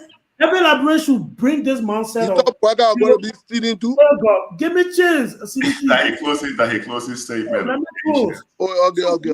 What I'm trying to say, Siliki, is this: when we come on, you know, a platform like this to talk about Liberia, I will tell you this, Professor Larry. You know, it's going to take a very long time to see a real change in Liberia, to see a society where people can compete on a merit base, not because they support. Look at what happened. Look, where is John Molu today? And I respect John Molu. To be honest with you, since before the election, I didn't know this man. But the fact that this man, he recommended a vetting process to the Unity Party folks, and they saw that most of them could not pass through that process, and they ignored it, they started to fight in package stuff. And this is something most of them can do. To say, you know what, say you're not taking my recommendation, I will not play alone to what you want me to do. I will go and do my business I was doing. And I respect him for that. So right now, they've built this mindset to the extent that even the common Liberians, the young folks, when they campaign for politicians, they're expecting a reward. What a job, even if they don't merit the job, they want a job. Someone will just tell you, say, just put me in the office, I may be getting $100 per month. Even that, whether the $100 is enough to pay that way to go to the work or to put something on a table, they don't care. But they should just get something on the $100 job. This is how, you know, the political class, you know, and these are people we should be referring to as elite. Not somebody who always go to Oro, working poo water, trying to make his case to the Liberian people, and you come out, you say the man is an elite, the message is not resonating, and you all can say what you want to say, but we can tell you this, Nikki. We will not give up on Liberia. We are strategizing. Your fake result you gave all the content, say 1%. You know in yourself that Cummins did not get 1% of the vote. You know that. We will come back strong. If the Liberian people say again they don't want Cummins, that's something all of us will live with. And this thing, what everybody think, that when you go to the pool, you vote for people, not based on message, not based on what they're telling you that they will do. Then when the person take power, you be causing us on Facebook, it will not solve anything. Because when you vote for people, they are there. A presidency, I will close on this. It's not like a football match. Where when the game starts, the coach get a determination to set up players, even at 5 minutes. But the presidency is not like that. When you go to the pool to vote for somebody that says yes, and when the president take office, they will have to, you know, absorb that says yes in power before they are removed or voted against. Except we want to encourage coup d'etat. And I'm very sure most of us will not want to support that. So we should know very well who we are supporting. And CDC, look at, ask Sidiki on the show, Professor Larry. I mean, you know, party in power now. You can fuck out, you know, the advocacy you on to bring Joria back. What job we are coming to do? No, I didn't advocate for Joria. Nothing. Of I course, never advocated for Joria. All the message you've been preaching on the show, that for Joria to come. That's not true. And you get no message, Professor Larry. No message, nothing, no different ideas, absolutely nothing. They just want to come back to target Unity Party folk. They just want the country to be between two groups of people. And then the rest of the people life remain the same. That's all they want. And we are saying no. And then they look out and say we are elite party. You look at Sidiki Koman, from Nima, Flompa. You say I'm an elite. Do you know how many young people, you know, are into the ANC? You know, they don't even know what you call elitism. You align with that because you see Cummins will be a principal man person, or because we talk about his success. That is not a Sidiki. We'll talk about it. You talk about Joria winning world best. We don't get angry with that. We'll talk about Cummins Coca-Cola achievement. We'll talk about his successful career. If that is what you guys are threatened by or intimidated by, you can continue to do that. I think it was a great show. Thank you. Like, hang around. Look, the show was interesting. I always like to listen to the people there who got their DNA in some of the political parties and listen to how they address some of the issues, right? But I say I appreciate the guests, you know. I also appreciate the people who are watching the shows, you know, like G. Gwen, some of the comments that was being posted out there. I see Yvonne saying, Larry, it's the weekend. Why do you have to go to a meeting? Relax more. I see some people trying to catch me on my little exit strategy. But look, let me tell you, you have to pay, Liberia can be changed. But using the example that, and I will steal the CDC Siliki from the ANC Siliki comment out there. So and I don't know who was saying big Siliki and small Siliki because I don't know how you are measuring, but that's another story right there. So let me say this. I mean, brother. Yeah. Look, we can change Liberia, but even even if you look at Liberians in the diaspora that have all of these different associations, look at how some of the associations are even infighting amongst themselves, right? That kind of tells you that some of the infightings you see with some of the Liberian association here in the diaspora, it's the same sometimes the mindset that we take over to government in Liberia. So we need to learn how to kind of work together, but it seems to be so difficult. But the government is really there to help the people get out of poverty. So whatever it is the government is doing, if no one is held accountable, and when I say accountability, what do I mean by that? Well, when the former finance minister of Ghana, he caused the inflation in the country, the prices to rise almost 50%. And then he caused the IMF to come in and bail out the Ghanaian government because I think it was last year, maybe the year before, they were begging the IMF for bailout. The president got rid of him and brought in somebody new. The president held him accountable for that failure. But you don't see that happening in Liberia. People are rarely held accountable for bad leadership in any ministry whatsoever. So we keep seems to go in this circle. We have all of the ingredients that would get us out. We're not landlocked, because one of the reasons why a lot of African countries are kind of stuck in poverty, they're landlocked. They don't have access to a port. So they have to go through another country in order to be able to get their goods out of the country. We don't have that. Some African countries are stuck in poverty because they have bad neighbors. Some of our neighbors are kind of shady because they have some organizations there who are crossing borders and stealing resources, but we don't have so much of that. We have the tourism sector, we have it exploited. But look, if we keep going in the same path, and I know I've heard Chairman Sanvee and others have said it, sell your candidate to the people.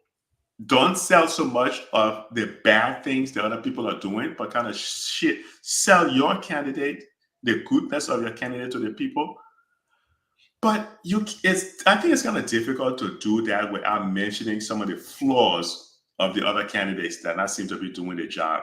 Because look, I tell you, man, I am so fascinated. I'm trying to figure out why people would be inclined to bring in the CDC government. I really want to understand why they would do it. Is it because when the CDC government was there, it created jobs for them? Can they tell us how many jobs CDC created for them? Is it because when the CDC government was there, the number of people who were dying, the number of women who were dying in childbirth, did they reduce that number? The maternal mortality rate, did they reduce that number?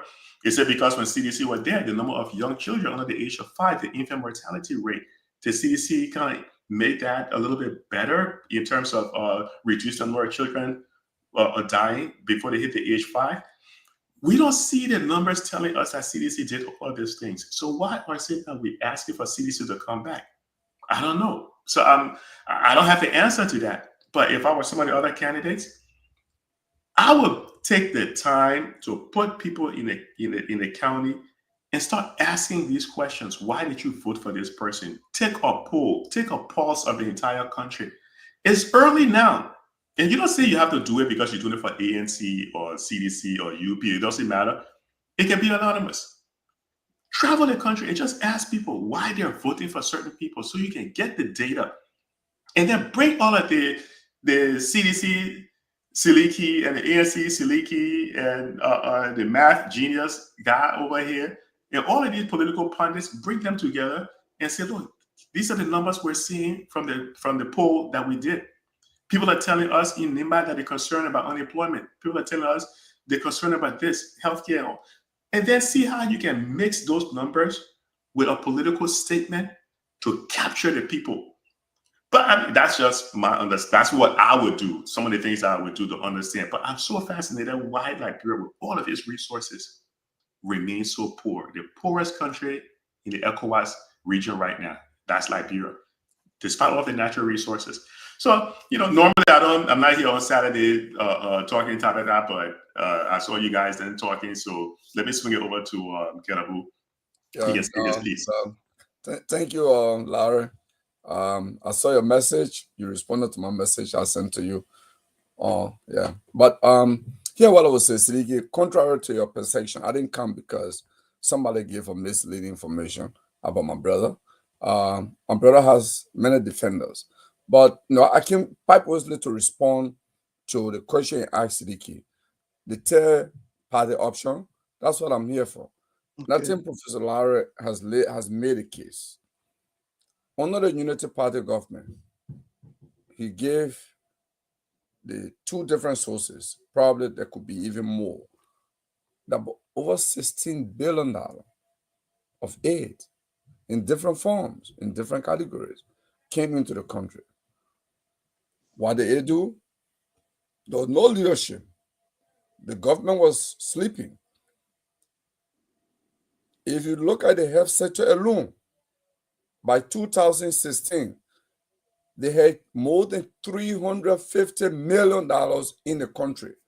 Because a lot of the international NGOs were still there. The Ministry of Health had no idea on how the money was being used. So they were just using Liberia as a conduit, passing through the aid, put Liberia in, and they take it out. Because we have ineffective, inefficient public servant. The president was served at the time. Sali was road trooping, receiving all the accolades around the world. She was in the second term. She didn't care anymore. So if you put all of that together, you look at the numbers. When people rate country, they look at indicators.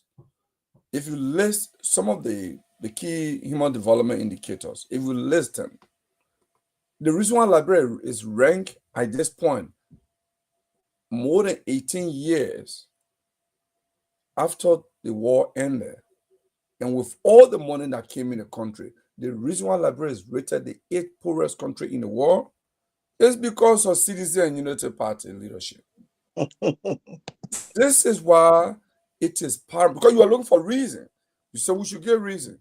This is why I believe the third party option is important, because the two parties that have led the country for the past 18 plus years have run out of idea on governance issue.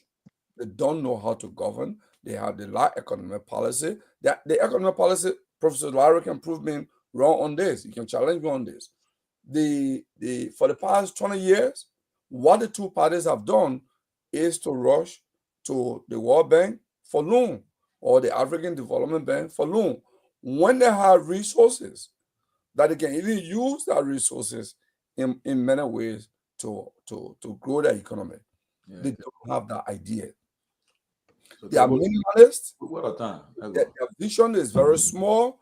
Look, a friend of mine, I mean, I can mention his name because it was nothing sinister. Double Jala.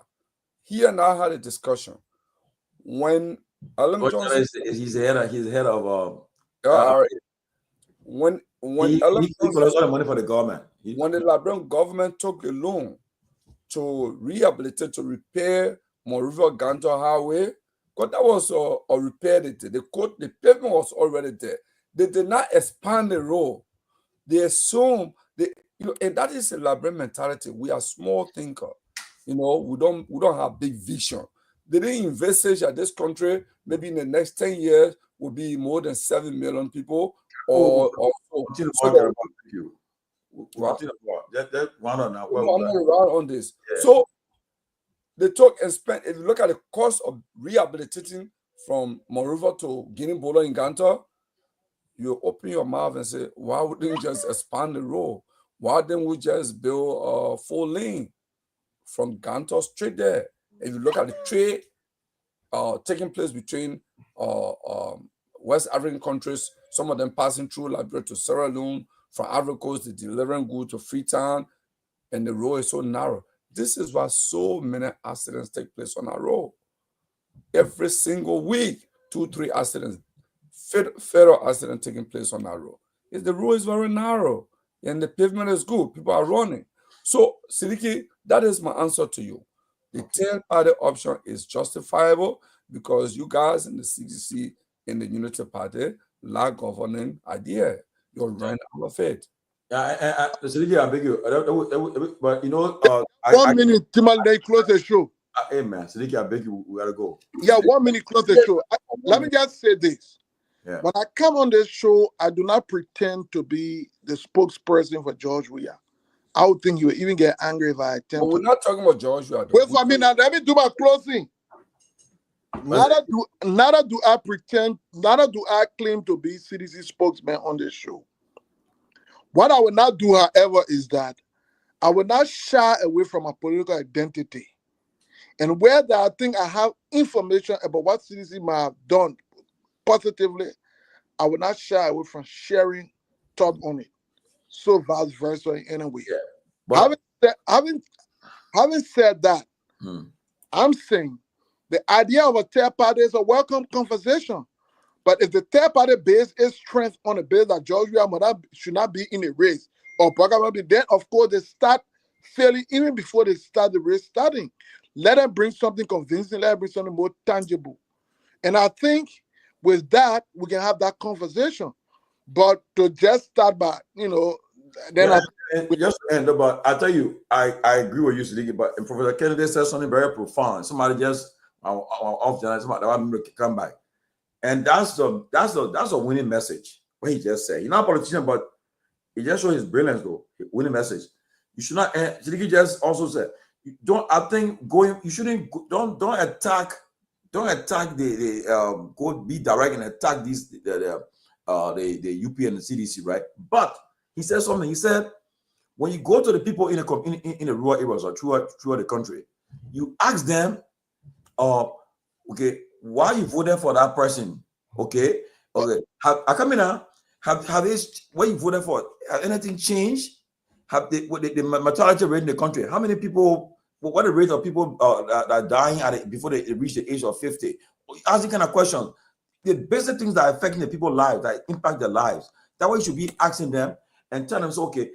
And when you make that kind of a pitch, I'm telling you, it resonates with the voters because they will understand to say, but we're not. That's what I'm saying. For the last 20 years, nothing has changed though. But how much money, how much, what would the rate that time? What would the price of rice? Of gas? Alternate the material school fee.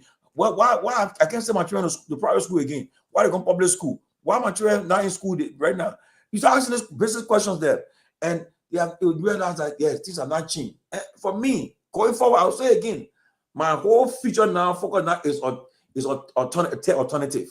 Okay, so Professor Kennedy. Alternative, yes. So Professor Kennedy, I'll close on this by saying, as much as I would think CDC can claim to have done a lot of things, one of the things that really stand up to me, for which I take pride in it, not just as a citizen, but as a Liberian, was the introduction of the free public education at university level.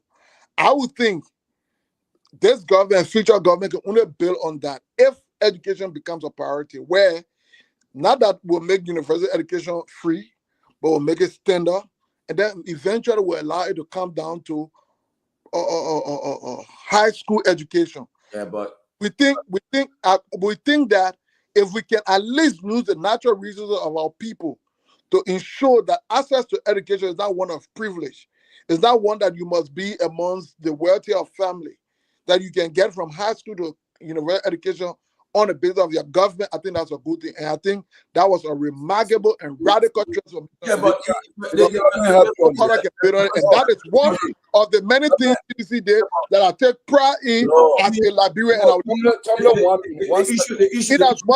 as much as we identify a lot of problems, but I think Joseph Boaka's failure today Joseph Boaka's failure today is the few that is giving the idea. It is Joseph Boaka's failure today that is giving the idea for people to even attempt to say we are could come back.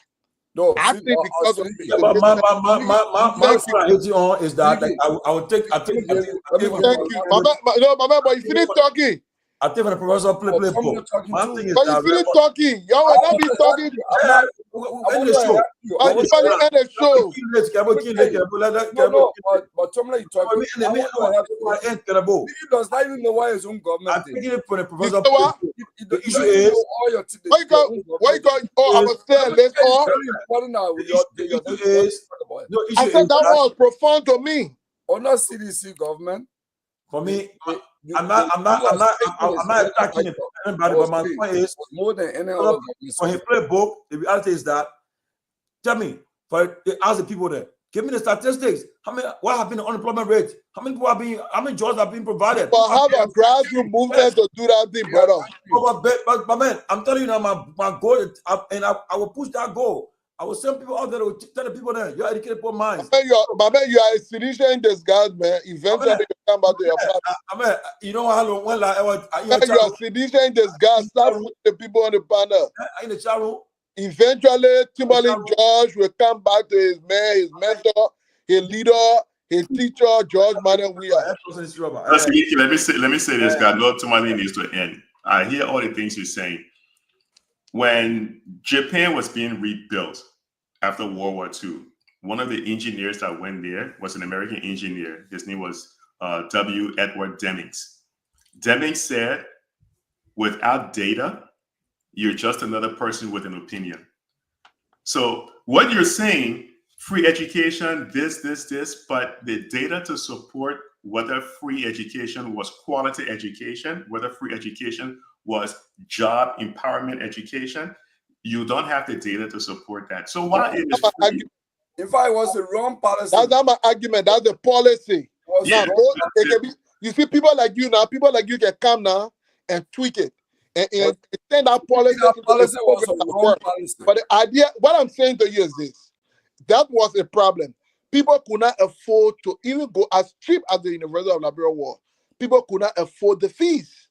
Let me put it this way. The city address that problem. We must give it to them. Let me say a better policy would have been. Okay. A better policy would have been if you have the job creation environment that will put money in the people's pocket so they can be able to pay for quality education. You pay for free education that is not quality because the people don't have the money simply means that when they leave that education facility, they will still be poor. So when you say the same of the Obama, the Affordable Care idea, is it because an American can access it even if he doesn't have the means that the best thing they should do, all Americans should have a job before they put that in?